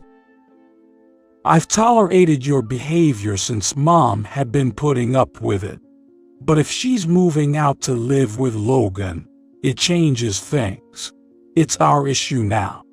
I've wanted to divorce you for a long time, with all your suspicious behavior and alleged affairs since we were young. I didn't do such things. Rachel, unusually unsettled, darted her eyes around. John had always been gentle, but as a child, he was untamable when angered. Rachel probably had never seen John angry. He tended to prepare meticulously to confront someone when angry. John carelessly pulled a large brown envelope from his work bag and spread it on the table. It was an infidelity investigation report from years ago, clearly proving Rachel's affairs without even needing to read the details. Rachel sat down, dumbstruck. John said nothing more and walked to his room. I noticed the living room curtains fluttering. The window was open, and I felt a soft breeze. I wondered if our embarrassing conversation had been overheard by the neighbors, and held my temple. Rachel, I can't say much about you and John, but you two need to have a serious talk. Rachel remained silent, just sitting there. After refusing to divorce, Rachel took it to court, but the infidelity investigation was the final blow, and the divorce was finalized. I heard through the grapevine that Rachel remained aggressive after the divorce, gradually pushing people away and leading a lonely life. By the time the divorce was finalized, I had already been living with Logan and his family for 6 months, helping with the great-grandchild's care and feeling happy every day. Then one day, Grandma, Dad is here. returning from a walk with the great-grandchild, I found John sitting solemnly in the living room. It had been half a year since I had seen my son, and he looked somewhat healthier.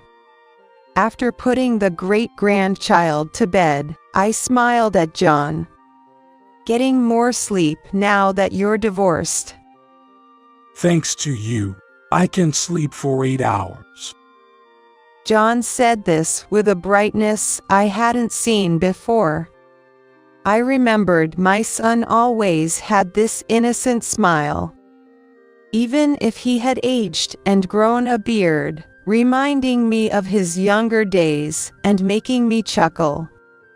So, what brings you here today? You're not going to say you want to live with us, are you? Well, that's actually why I came. Of course, I'll contribute to the new home expenses. That's only right. You've learned to manage your finances properly after the divorce. I've already discussed it with Logan and Anna. I plan to buy this apartment with the inheritance left by our late father, in a way that they agree with. Now, I can take care of you, Mom. John was never weak, just timid by nature.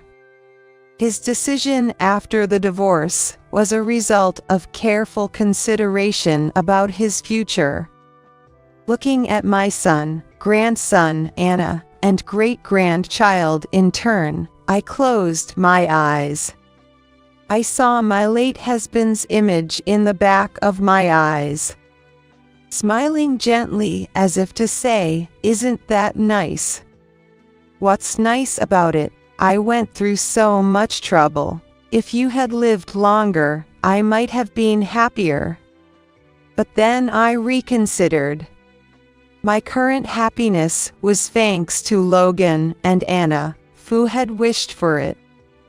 My gratitude for these two was beyond words. Suddenly, the great-grandchild started crying loudly, and I quickly went to the crib, lifting the child into my arms. After a few gentle rocks, the great-grandchild settled comfortably and fell asleep in my arms. You know, I'm giving you that failure. So let's get a divorce. What? A dumb mother and a dumb son. Just perfect, huh? Since you won't agree to a divorce, I'll just leave on my own. With that, he handed me the divorce papers. Ever since our kids were little, my husband only praised our eldest, John, for his good grades and always put down our second son, Mike. Of course, I didn't want to lose John, but he got into a private high school, and I couldn't afford to send him there on my salary alone. It was an utterly unacceptable situation, but I had no choice but to accept it. And so, life with Mike began. He's not interested in the mediocre and failures, huh? He actually said that. It's okay. You have hidden talents. Just you wait and see. I said, raising Mike to be someone to be proud of. Then, 7 years later, a man came to visit me. It's been a while. 1,000 employees, huh? That's incredible. I had no idea you'd started a business and made it a success. That's right. But you've got the wrong person to talk to. Huh? I'm the CEO, but this company is. I'm a 34-year-old housewife living in New York. I got married 3 years ago and have been a stay-at-home wife since. Rather than being allowed to, it's more accurate to say I became a housewife at my husband's strong insistence. We met at the same workplace, dated for a year, and then decided to get married. Our relationship was well known, and when we announced our marriage, all our colleagues celebrated with us. That's why we discussed our future life in detail. I was thinking of working even after we get married, at least until we have kids. I think it would be troublesome for our colleagues if I just quit suddenly. I plan to keep working for a few years. No. After we're married, I need you to be a stay-at-home wife. You want to work. Are you trying to embarrass me? Embarrass you? I'm not intending to. But do I have to be a stay-at-home wife? It's quite normal these days. Many young couples both work, and there are even those who return to work after having kids. Working even though we're married. It's like saying my earnings are bad. Everyone at work, the neighbors, my friends, they'll all laugh at me. That's out of the question. Indeed, some people might think that way. But I wished he'd look at the reality rather than what people might think. We don't work for a big corporation, so our salaries aren't that high. We could live on my husband's salary alone if we don't live luxuriously. We talked about wanting kids, and it would be better to have as much savings as possible for the future. I thought my salary could go entirely into savings if we could live on my husband's salary alone. But he prioritized his pride over our life together and refused to live as a dual-income family. But considering the future. If you really want to work, quit your current job and look for something you can do from home. That way, no one will know you're working. It's not that easy. Since we can live on my salary alone, there's no need to be so selfish. That was true. But I wasn't just talking about the present. Before we got married, he was really kind, and I never thought we'd have such a problem right after getting married. I regret a bit not discussing more about the future before deciding to marry. But it's too late for regrets, and I can't continue working if he's so against it. We weren't in a hurry to have kids anyway, so I decided to take my time looking for a work-from-home job. The financial issue could be resolved little by little. That was my initial thought. Then, about half a year later, I found a work-from-home job, and I've been busy every day, balancing it with housework. I'm home. Hi there. Guess what? It looks like I'm pregnant. Pregnant? Yes. It means we're going to be a family of 3. I'm so happy. I had wanted to wait a bit longer before getting pregnant, but I was truly happy. I had heard stories from other expectant mothers, so I knew it would be tough going forward. But the joy of finally being pregnant with our long-awaited child was far greater. The first part was tough with morning sickness, but I wasn't too badly affected physically, so I managed to keep up with the housework. My husband was busy with work and seldom helped out or showed much consideration for me, but somehow we managed, so I didn't see it as a huge problem. After our first child was born, life with our adorable baby was truly enjoyable, but at the same time, I personally experienced the difficulties of parenting. I'm going out for drinks again tonight, so don't bother making dinner. I'm off tomorrow, so I'll probably be back in the morning. Hey, you've been going out a lot lately. Don't you think you should spend some time with our child? I'm exhausted from the nightly crying. I have to always watch the baby and do the housework. No matter how much time and energy I have, it's not enough. You just do whatever you want. It's unbelievable. Going out is part of my job. You can't restrict me. Besides, I'm spending my own money, so you shouldn't have any complaints. Parenting is the mother's job, so fulfill your duty. As a mother, I understand I have a responsibility to raise our child. But that responsibility also lies with my husband, the father. Why should only the mother be responsible for parenting? Both parents have an equal responsibility to raise their child, and having a job isn't an excuse to neglect that. I have housework, but I'm also parenting, so I wish my husband would participate in parenting despite his job. But, no matter what I said, my husband continued to act selfishly. This is where our marital troubles began to worsen, and then I found out I was pregnant with our second child. We hadn't been intimate much, so I was very surprised by the pregnancy, but the thought of having another child was a happy one. However, my husband said, "We can't afford to raise a second child. It might be harsh, but wouldn't it be better if it went to heaven?" Wait, are you telling me not to have the baby? Don't joke about this. It can't be helped. We don't have the time or the resources to raise 2 children. Face reality. It's our responsibility since we made the child, so we need to take responsibility and raise it no matter what.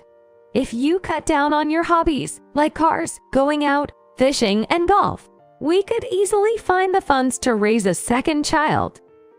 I yelled at him loudly after this statement. Enough with the jokes. What does he think about our children? I won't allow him to refuse to have our child for selfish reasons. After a big fight with my husband over this, we barely spoke, but I went ahead with the pregnancy against his wishes. The second pregnancy was physically harder than the first, and the days were mentally tough, but seeing my child's face after giving birth made all the hardships disappear. Like with the first, I vowed to raise this child responsibly. As they grew, they quickly became elementary school students. I'm home, Mom. I'm back. Hi, both of you. How did you do in school? No problems at all. I got A's in all subjects. Well done. I didn't do so well. I tried, but I'm just not good at studying. I never intended to compare my children. John has his strengths, and Mike has his. I never wanted to favor one over the other, but academically, John was more gifted. Despite not studying much at home, John's test results were perfect.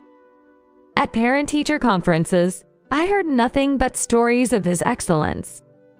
However, despite Mike's efforts, his grades weren't as good. But I saw him working hard on his homework and studies every day, and I wasn't focused solely on the results. Both of you did well. It might not have turned out as hoped, but results aren't everything. Let's try again next term. Though getting straight A's is truly amazing. It's because you're always so lenient that he doesn't improve. If you can't get good grades, don't you think that's a failure? That's why I said we shouldn't have had him. Hey, don't say things like that in front of the kids. But it's the truth, right? John is so smart, but Mike. Maybe it's because he was conceived when our marriage was starting to fail. Maybe he's not even my child. Maybe that's why he's a failure. Don't joke around. There are things you should and shouldn't say in front of the kids. They might still be young, but they are already elementary school students. They are old enough to understand what their father is saying, and I felt a deep anger towards my husband from the bottom of my heart, but I couldn't let the children see us in a shameful argument any further. I tried to stay calm, but lately, these kinds of remarks have been increasing. My husband judges our children solely based on their results, and Mike has been hurt by his words. Of course, John said he didn't feel good hearing his brother being criticized even though he was praised. Dad, I just happen to be good at studying. You have to acknowledge his effort. If the results don't show, then the effort means nothing. At the Olympics, only the gold medalists are praised, but no one values the athletes who trained even harder but didn't win. The world isn't kind, and those who can't produce results are worthless. I don't think my view is the only correct one. There's room for the kind of result-focused thinking my husband has, and I don't outright reject that perspective. However, I believe it's wrong not to acknowledge their efforts at all. It demotivates the children and diminishes their confidence. Then, even a child who could have been encouraged to try hard might end up not trying at all. To avoid making them feel like their efforts are meaningless, I continued to care for Mike's emotional well-being. However, You know, I've been thinking of putting that kid into an institution. I don't plan on wasting any more money on someone who can't even bring home decent grades. what? I was shocked by my husband's son's suggestion, but it seemed he was talking about Mike. Putting him into an institution. What is he thinking? I would never do such a thing. It's true that Mike's grades aren't as good as John's. But there are things you should say and things you shouldn't. Doesn't he understand that as a human being? If there were truly insurmountable reasons we couldn't take care of him, I'd understand. And it's not that I think putting a child in an institution is abandoning them. There are various circumstances where people who want to take care of their children themselves can't. But my husband's reasoning is just selfish and utterly unacceptable. What does he think about his own children?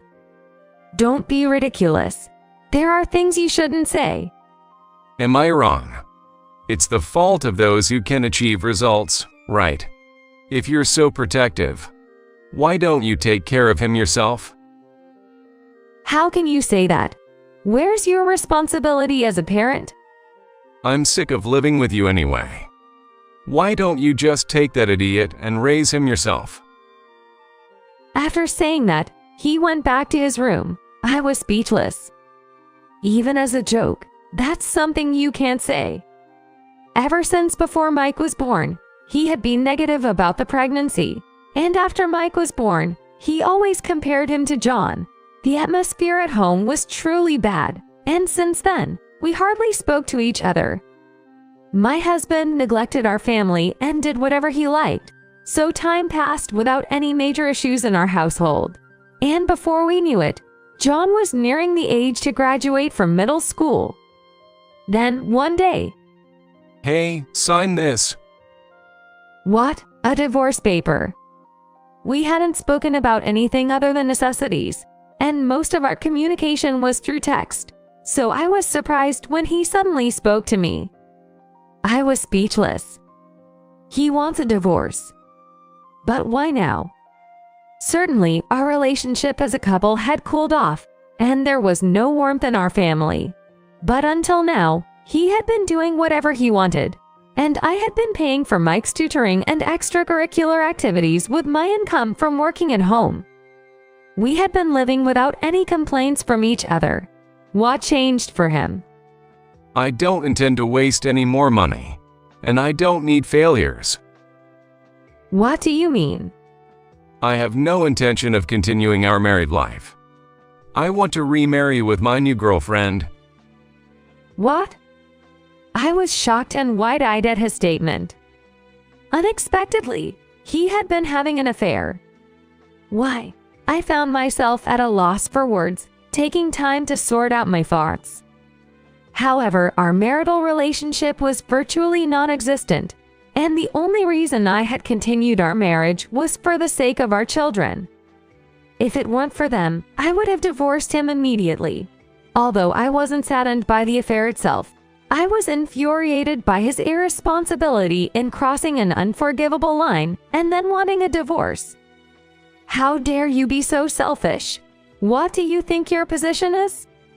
It's my life, so I'll do as I please. Plus, I'm leaving the failure with you. The failure. Could it be that he intends to raise our eldest himself, but expects me to take care of our youngest? They're both middle schoolers. That's not something we can decide without discussing it with them. Surely, he favors our academically gifted eldest. But what does our eldest think of a father who neglects his family for an affair? You would figure that out with a bit of thought. You're trying to make everything go your way, but that's not possible, right? The kids aren't pawns for you to manipulate. Then let me tell you. Can you support him on your salary alone since he got into a private high school? That's... If you consider his future, my proposal is the best, isn't it? I'll leave the failure with you. So no division of assets, and we'll each raise one kid. Oh, and if you try to claim alimony for the affair, you know what will happen, right? He can't go to that private high school if the money's gone. His words felt like a threat. Indeed, he wasn't wrong. Our eldest had passed the exams for a prestigious private high school. If we divorced now, who would pay for that education? A person who cheats so easily. If I claimed child support, he could easily cut off contact and leave us in the lurch. I can't trust a cheater. Yet, if I don't agree to the divorce, he'll just leave on his own. After much thought, I had no choice but to believe his method was the best course of action.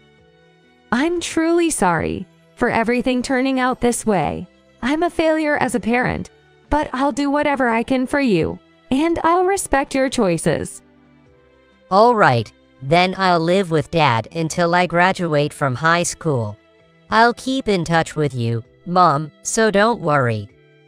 Are you sure about this? Of course. Well, Dad probably just wants to keep me, the one with good grades, close to him. My eldest decided to live with his father. If that's his wish, I won't stop him. Going with his father might also reflect his determination to attend the private school he was accepted into. 3 months later, everything was settled, and I moved to a cheaper apartment with my youngest, while my husband continued living with our eldest. I then started working more seriously, and although my earnings weren't high, they were enough to support my youngest and me.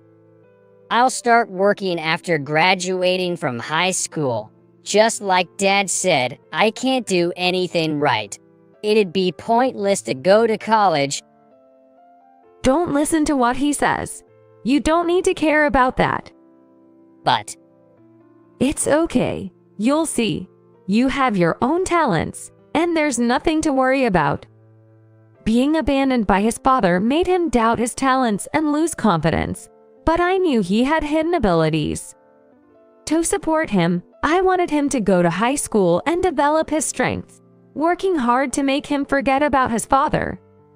As my youngest neared high school graduation, Mom, are you really going to support me? Of course, you have talents, so work hard to develop them. I'll take care of you to a certain extent and clean up any mess, so don't worry. Okay, I'll give it a try. After high school, my youngest started working as a freelance engineer. Ever since elementary school, he had a real knack for science and math. However, despite his exceptional skills in these areas, his overall grades were below average because he didn't score well in regular tests. My ex-husband never looked closely enough to see Mike's unique talents and looked down on him as a failure, but I knew better. After middle school, I enrolled him in a high school with a focus on engineering. There, his talents flourished, and he gained enough skills to be considered more than competent as an engineer before even graduating. I just landed a really good project. Really? That's awesome. I was also asked by a previous client to work with them again. It's been super busy, but every day is fun. I was really happy to see my younger son, Mike, so lively and thriving as an engineer. It was a matter of pride for me too.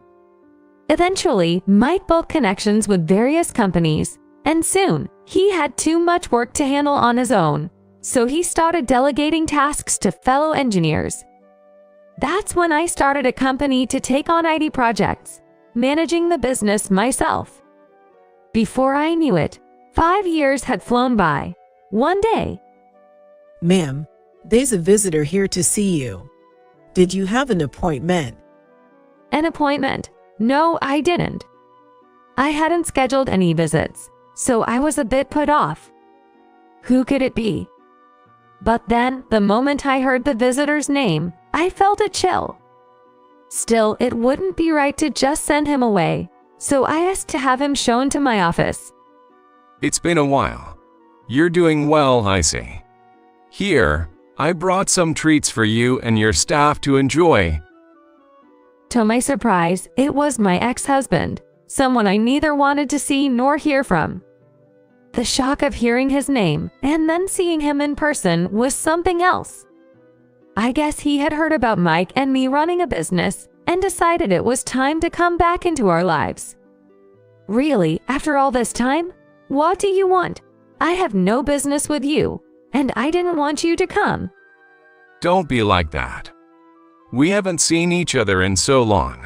Let's at least have a little catch-up. Are you running the business all by yourself, or? He hadn't apologized for leaving us or for the divorce. It seemed like he thought enough time had passed that everything was okay now. But no apology for his past actions. It seemed he hadn't learned or reflected on anything after all this time. I was quite disappointed. If he was going to bring a peace offering, the least he could do was apologize for his actions. But perhaps he still thought he did nothing wrong. Either way, I was appalled. But as I sat there in silence, dumbfounded, the office door opened and someone walked in. Long time no see, so now you're broke and dumped by your woman, clinging to straws by coming to Mom. Wait, what? Why are you here? My ex-husband was bewildered to see our eldest son, John, whom he hadn't expected. About a year ago, John had contacted me. He said that he was now estranged from his father, who had no job, had been left by his second wife, and was drowning in debt. I don't understand. Why? I called him here. Thought it was time for a long overdue reunion. What? And to think, I was the successful student you thought would become your ADM, but you were betrayed by me, lost your job because of an affair, got sued for alimony by your next wife, and now you're in debt. How does that feel? What are you trying to do here? Initially confused, my ex-husband's confusion quickly turned to anger. When John first reached out to me a year ago, I was shocked. I knew he had planned to cut ties with his father after graduating high school. This wasn't surprising to hear, as it was something I was told at the time of our divorce. But what shocked me was what happened after. So, you went to college but dropped out because he opposed what you wanted to do. Yo, even after he paid for my private high school and college, quitting was unthinkable to him. But I was drawn to the job I had been doing part-time, and the company offered me a full-time position. I didn't need college anymore. All I did was for your own good. How is that wrong? After everything I've done for you, this is how you repay me. You have no right to complain. I don't want to hear anything from someone who abandoned their family. And if you're so into tough love, why did you only invest in me? Thought you only had one son, ho. John's direct confrontation left my ex-husband speechless. It turned out, after investing all his hopes and resources into John, they ended up estranged. It was a failed investment with no returns, just like a bad gamble. A year ago, when John decided to leave his job and inform me about his father's situation, I was taken aback. Just when we were looking to expand our business, and given that my eldest son had experience in IT sales, I decided to have him work with us. And today, my ex-husband showed up. So, what brings a man who easily betrays his family here now? Thinking you can get a piece of the success you once looked down on is quite audacious, isn't it? Well, no one's going to clean up after you. Someone who's only acted for their own benefit throughout their life has no right to expect help now. You've always been selfish, so it's about time you take responsibility for yourself. Being without money, family, and suffering and loneliness now is the result of your past actions, so you better accept it. My ex-husband, faced with the hard truth from our son, clenched his fists and glared, but couldn't come up with any rebuttal. John probably knew he would be used for what he could offer in the future. Despite being children of the same father, the treatment John and his brother received was markedly different. John was praised for his achievements and good grades, while his brother was constantly put down. I believe no child dislikes being praised by their parent, but my ex-husband's arrival was merely to assess his children as tools. The lack of love was something the children understood better than anyone. My ex-husband hardly spent any money on the family, yet he didn't hesitate to send John to a private high school and pay for college. But all that was merely an investment for his future. He wanted to reap the benefits when my son started earning, not necessarily wishing for his son to have a good life. That's why, during our divorce, he chose to take only John, knowing fully well what he was doing. It seems John had already figured this out by the time of our divorce, and decided to use his father to his advantage. You might think you're heading for a hellish life, but that's none of my concern. You're going to struggle, but good luck with that. I didn't come here for you. Shut up, traitor. Well, you came to see me, right? So, what do you want? After everything, I've reflected on a lot. And you haven't remarried, right? You must be worried about your future. So I thought, maybe we could get back together. Get back together? It's astounding how audacious that sounds. I wish he would stop joking around. I've been thinking, shouldn't an apology come first?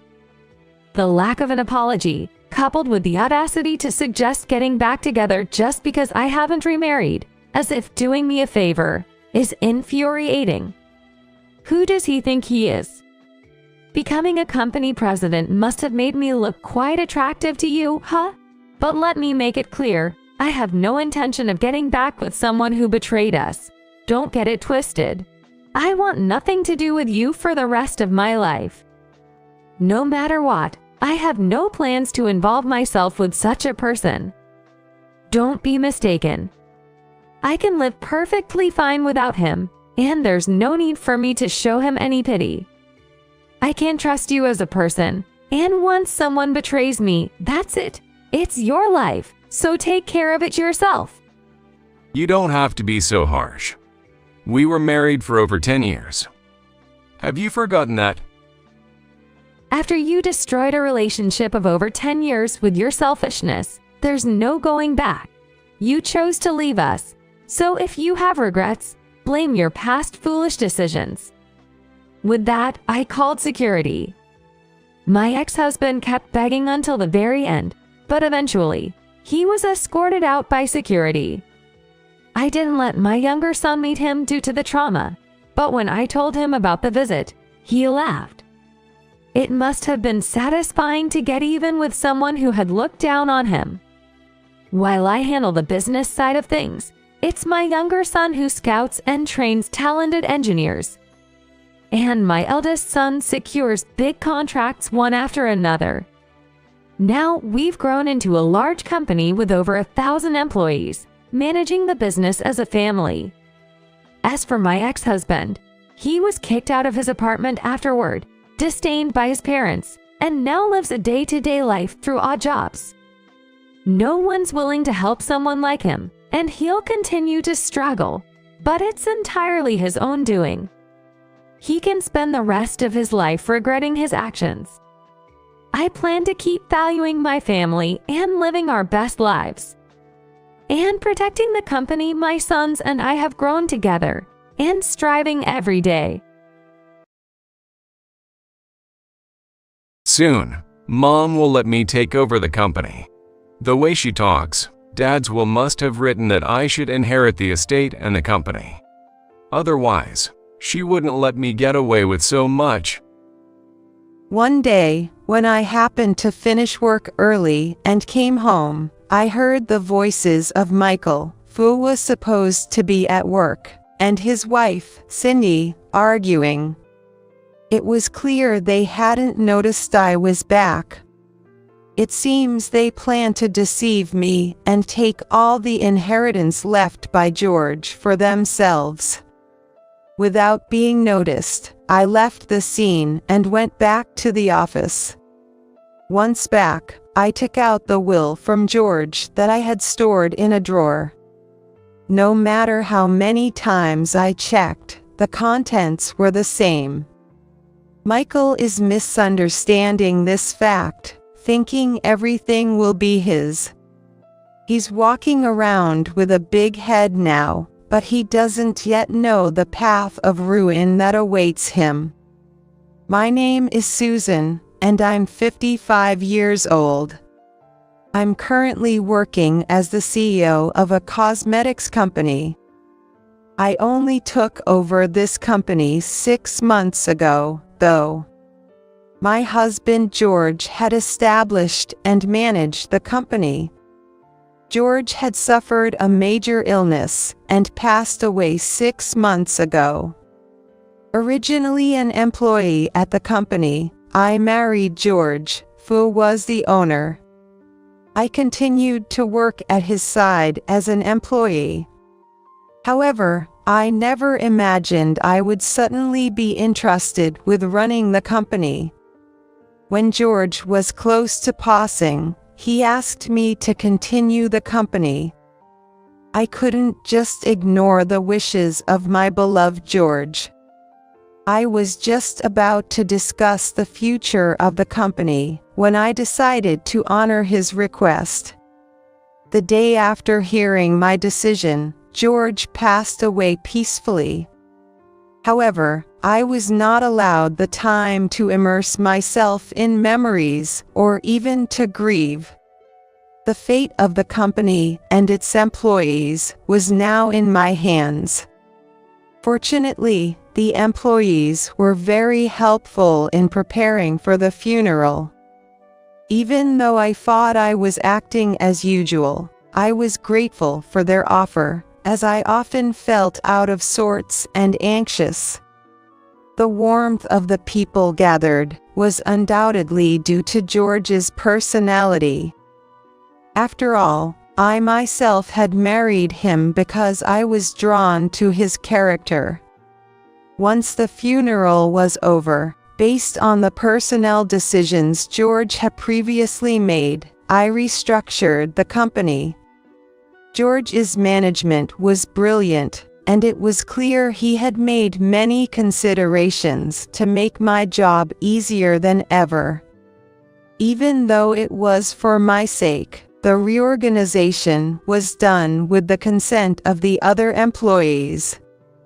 Thanks to this, there were no complaints from anyone. Thus, the company was able to make a fresh start. It was about 6 months after George had passed away. I had an unexpected visitor. It's been a while, Mom. On a holiday, the sudden visitor was my only son, Michael. It had been a full 8 years since I last saw Michael's face. Seeing one's own son after 8 years is unheard of in a normal family. Indeed, there was a deep reason for this.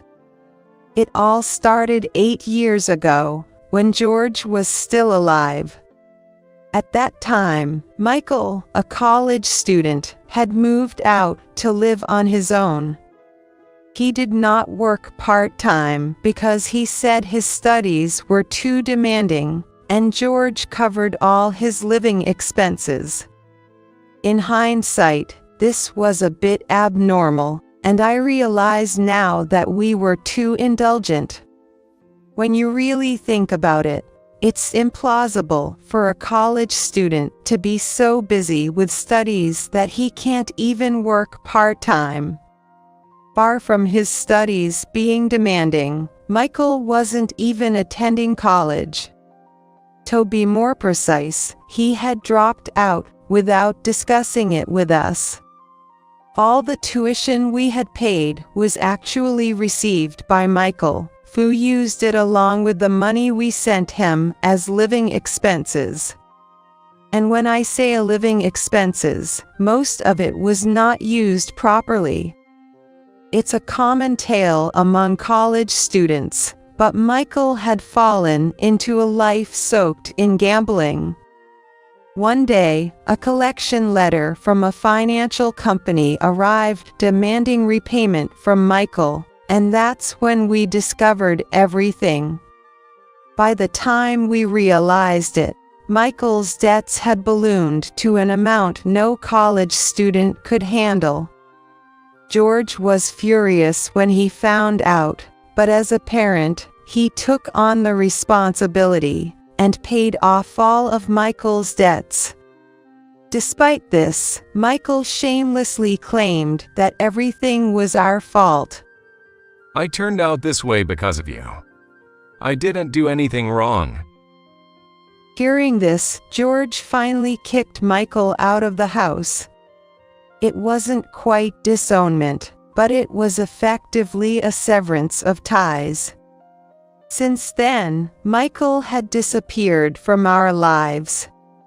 Naturally, he did not show up at George's funeral, and we couldn't even inform him. We didn't even know where Michael was living or his contact details. And yet, here he was, appearing suddenly. Apparently, he had somehow heard that George had passed away. Despite my misgivings, I couldn't just turn away my own son, and reluctantly invited Michael into the room. I'll take over Dad's company. As soon as he entered the room and sat down, Michael started talking fast. From the moment I saw Michael, I kind of expected it, but hearing it from him directly made me feel even heavier. We haven't cut off our ties as parent and child, right? So, I should have the right to inherit the company and receive the estate.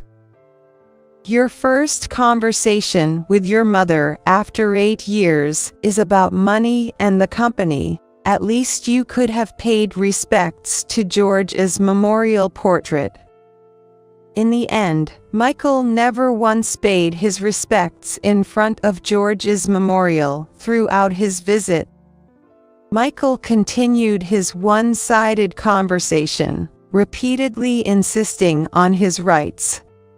During this, I learned that Michael now had a wife and a child. Now that I am a father, I am different from before. I want to exercise my rights for my family. Michael was adamant. But, frankly, I didn't want to continue the conversation with Michael any longer that day. I can't decide anything right now, and I have work later. So let's pick another day. Somehow I managed to send Michael away, but my heart was filled with anxiety. Honestly, if I just ignored him the next time he showed up, he might give up and never come back. But there was a reason I just couldn't ignore Michael. It was written in a letter left by George. Although he hadn't said it directly to me, it seemed he really needed to convey it. The letter read, "Please forgive Michael." Though he had kicked Michael out, George clearly still had regrets about his son. I had been puzzled why George had never mentioned Michael till the end, but he entrusted Michael's future to me through this letter. Despite everything written in the letter, I couldn't abandon Michael at this point. I made up my mind and decided to wait for the next time Michael would visit. Just 2 days later, Michael came to my place. This time, it wasn't just Michael. His wife Cindy and his son Kevin were with him. Kevin was my grandson, but strangely, I felt no deep emotion seeing him. He was just 3 years old and adorable, but I still felt like he was someone else's child. Cindy was 24, 4 years younger than Michael, a typical young woman of today. She probably didn't feel much reality in the fact that I was Michael's mother either. She wasn't nervous and didn't seem to be trying to flatter me at all. How about it? Your grandson is cute, right? Michael said proudly, but my feelings remained unchanged. We exchanged a brief introductory conversation before getting right to the main point.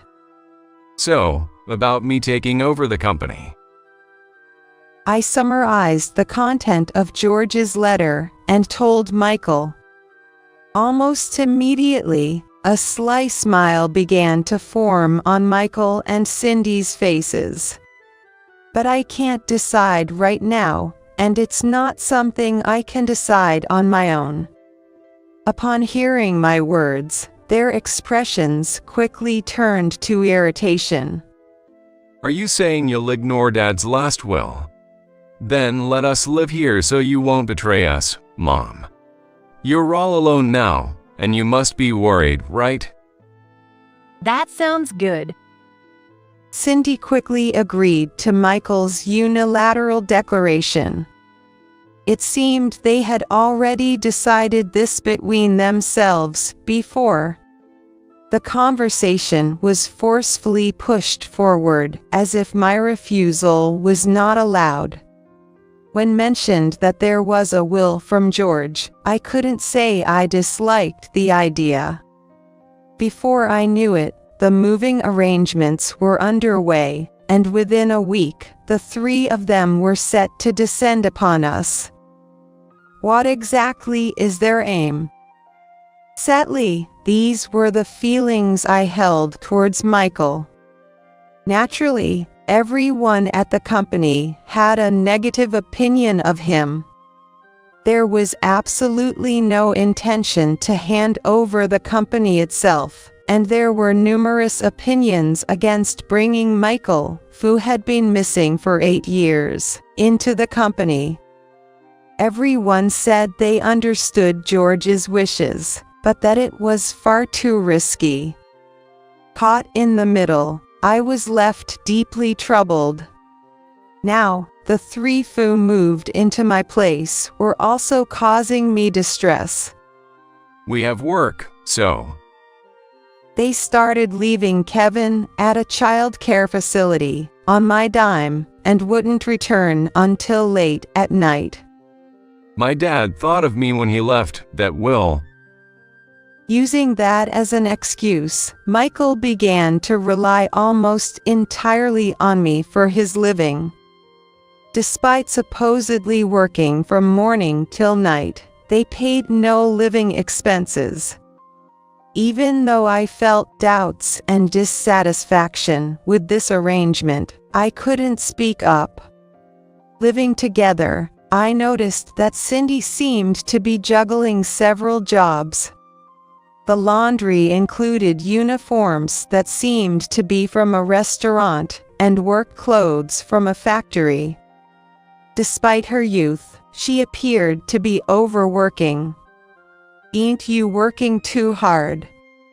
One day, unable to bear it any longer, I ventured to ask. Then, Cindy gave a slight laugh and said softly, "It can't be helped." Her words could have been taken in any way, but somehow, any bad feelings I had towards her disappeared. It was true that they were relying on what George left behind, but the extent of her exertion revealed Cindy's fundamentally earnest nature. However, my feelings towards Michael remained unchanged. I wondered, had I ever been this detached from my son when we lived together? No, that couldn't be. It was because Michael was so dear to us that George and I had listened to his wishes. We were both working, so we found ourselves frequently having to leave the house.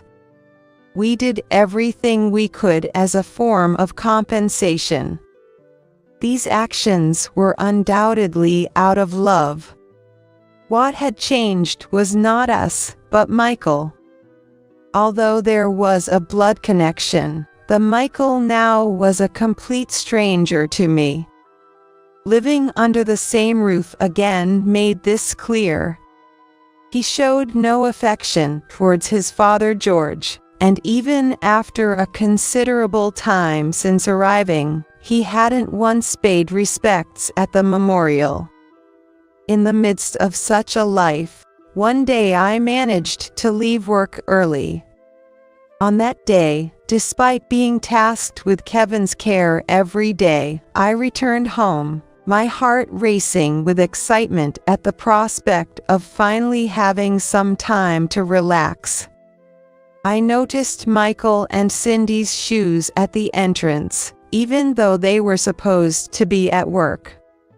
I could hear their voices inside, confirming they were at home. It's okay. Soon Mom will let me take over the company. With the way she talked, Dad's will must have written that I should inherit the estate and the company. Otherwise, she wouldn't let me do whatever I want like this. Michael said with a hint of anger in his tone. Still, wouldn't it be good to try working seriously for once? Do you even realize how much debt you're in? Even after Kevin was born, it's been gambling, nothing's changed. It seemed like they were arguing and hadn't noticed that I had come home. That's why we left that rundown place and pushed ourselves onto Mom. If I say it will work out, it will. You just need to keep quiet and follow me. After Michael's outburst, a loud bang echoed in the room, as he probably hit the table. Unnoticed by them, I quietly closed the door and headed back to the office. Finally, Michael's intentions were clear. He planned to take everything from me for himself. As I reread George's letters, I made up my mind. I should abandon the three of them and leave this house now. From their conversation, it was apparent that their life was a mess. Just like his student days, still indulging in gambling and covered in debt.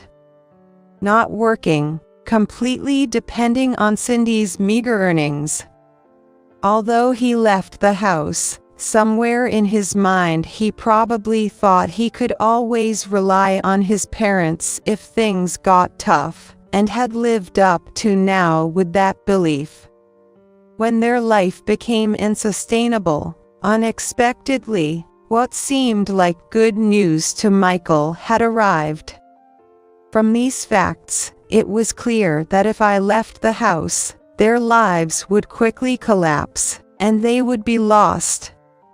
However, my decision remained unchanged. I was done letting them mess up my life. With my mind made up, I explained the situation to a few longtime colleagues and headed home. As expected, Michael was out pretending to go to work.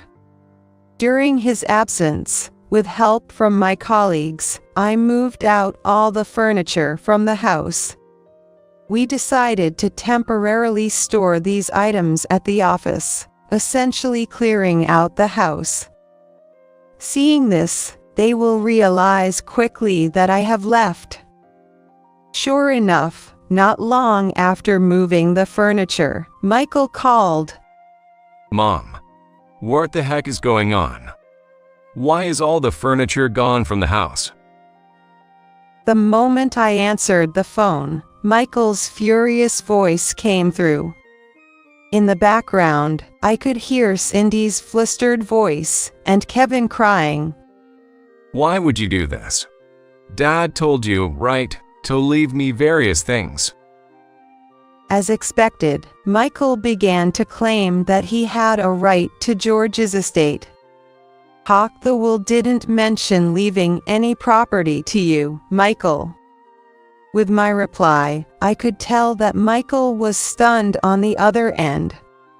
What are you talking about? You think you can just leave and then hog Dad's estate for yourself? Hogging or not, George's letter clearly stated, all the company and estate go to Susan. But it was understandable why Michael would think that way. Please forgive Michael. George had indeed asked this of me. However, everything he left behind was meant for me. The money and the company were all mine. The letter did say, take care of Michael, but that was a separate matter. Just come back quickly. Otherwise, I'll sue you. Right now, no matter how much I explain, Michael isn't going to listen. He's convinced that I've run off with the company and estate that he was supposed to inherit. See, I told you relying on Susan for everything wouldn't fundamentally solve anything. Cindy's anguished cry leaked through the phone, having guessed the situation. The reason I struggled until the end to abandon the three of them was because of Cindy. It seemed that George's wishes were unilateral, but ultimately, he left the decision to me. He worried that after his death, I would carry the burden of being a mother who abandoned her son. Of course, he also had regrets about Michael, but his true intention was concern for me. Reuniting with Michael honestly stirred my emotions. In fact, I had accepted their whims and welcomed them back home. I repeated George's words over and over in my mind, agonizing over them. Forgiving Michael was supposed to relieve my mental burden. Ignoring George's feelings was difficult for me. However, accepting Michael as he was would ruin my life, of that I was certain. To truly honor George's wishes, I should make a choice that benefits me. I had made a decision, but Cindy was still a concern. Surely, Michael had ruined her life by dragging her around. Thinking about this made me hesitate in my decision. But I couldn't waver here.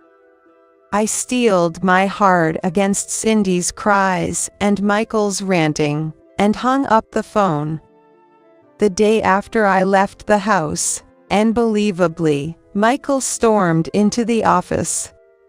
I had anticipated that he knew which company it was since he learned of George's decease. However, I never expected him to just barge in like this. Michael appeared with Cindy and Kevin in tow. An appointment? I'm the heir to this company. Just call my mom. After receiving a plea for help from the receptionist, I headed to the lobby. Michael, it seemed, had not given up yet. As he recognized me, Michael charged at me with incredible force. You betrayer. Shame on you. How could you abandon your son and grandson? And to top it off, you take all of Dad's estate for yourself. Most people in the company were aware of the company's policies and Michael's situation since George's decease. However, nobody had anticipated that he would confront us directly like this. Everyone could only watch in stunned silence at the bizarre scene unfolding. Sure, Dad might have intended to give all the money to my mom. But as Dad's son, I should have the right to inherit this company. In a normal parent-child relationship, he might have had the right to make such a claim. But Michael had no right to take over the company that belonged to me and George. Even if George had wished for Michael to be the next president, things wouldn't proceed that easily. The opinions of the staff and executives who have supported the company up to now are respected, as is common sense. Without their approval, naturally, it would be impossible to entrust a company to him. If such tyranny were allowed, the company would quickly lose its people. Michael must know the impracticality of what he's demanding. When he was kicked out of the house, he should have realized all of this. But he felt he had no choice. To escape a life drowned in debt, he had to push the limits. If you say you won't let me take over the company, I'll sue you right now. Cindy, say something. Perhaps frustrated by my silence, Michael turned to Cindy. Kevin, witnessing his father's bizarre behavior, was crying bitterly. As Cindy gently stroked Kevin's head, she stepped forward. The one I really need to talk to is you. Enough is enough. Her pained cry echoed in the lobby, silencing the area for a moment. Michael seemed unable to comprehend Cindy's words. Huh? What are you saying? You agreed to follow me for Kevin's sake, didn't you? Michael said mockingly. From this, I was certain. Indeed, Cindy felt trapped and couldn't leave Michael. Perhaps it was her sense of responsibility as a mother.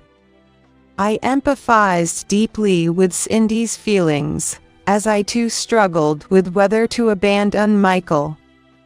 Even if you could take over the company, you couldn't handle it. Ever since we met, you hardly worked and were always gambling.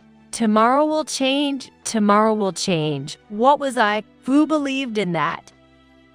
Tears welled up in Cindy's eyes. Indeed, I was foolish.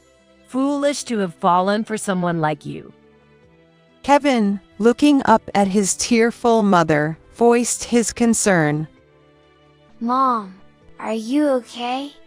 Please don't cry.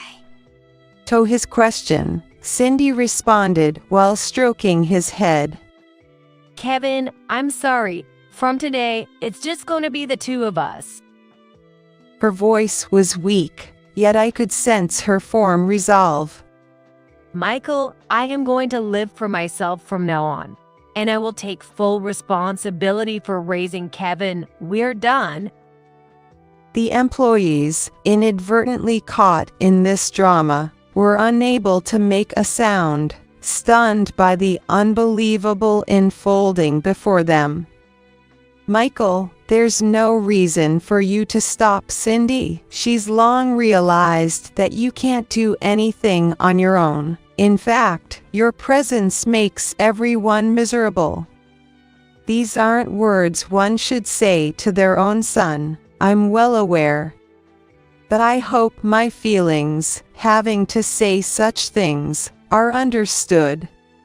I don't need to please anyone, but to the employees watching, I make my silent excuses.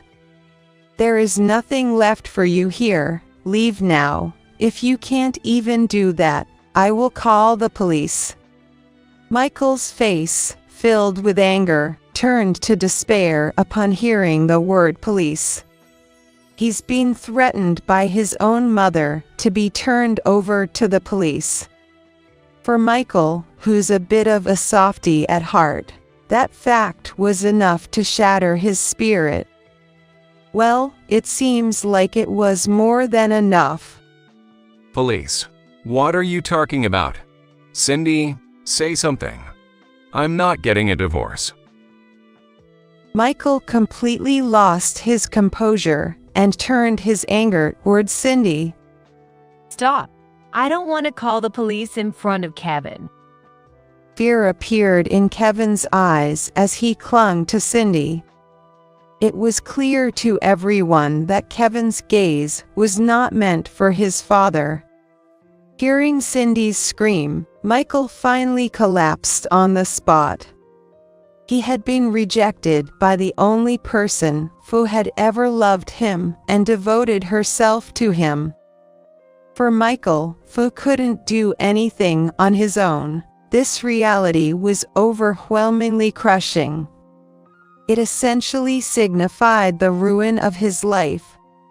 Everyone, I'm truly sorry for bringing my personal issues here. Please go back to your regular duties. With my words, the employees, who had been frozen in place, snapped back to reality. Everyone returned to their routine, acting as if the scene that had just unfolded hadn't happened. At the heart of the area where everyone avoided walking, Michael was on his knees. Michael, in accordance with your father's will, I'll give you a little kindness. I'm giving you 10 minutes to leave this company. You must move everything out of the house by today. If you have any complaints, hire a lawyer with your own money and file them against me. After extending this last bit of mercy to Michael, I turned to Cindy and Kevin. Cindy, Kevin, come with me. Leaving Michael in the lobby with a few employees, I led the two to the executive office. I brewed coffee from the built-in coffee maker and offered it to Cindy. I motioned for the two to take a seat, then began to speak. You followed Michael because you were protecting Kevin. Surprised by my words, Cindy showed an unexpected expression. If you put it that way, my actions might seem justifiable. But honestly, I had my own desires too. I thought if money came in, I wouldn't have to continue living like this. Cindy looked down, staring at the coffee on the table.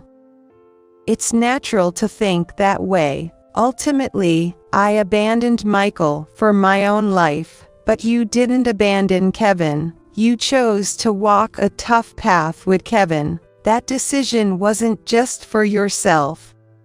As I spoke, tears began to fill Cindy's eyes again. Kevin looked up at his mother and gently rubbed her back.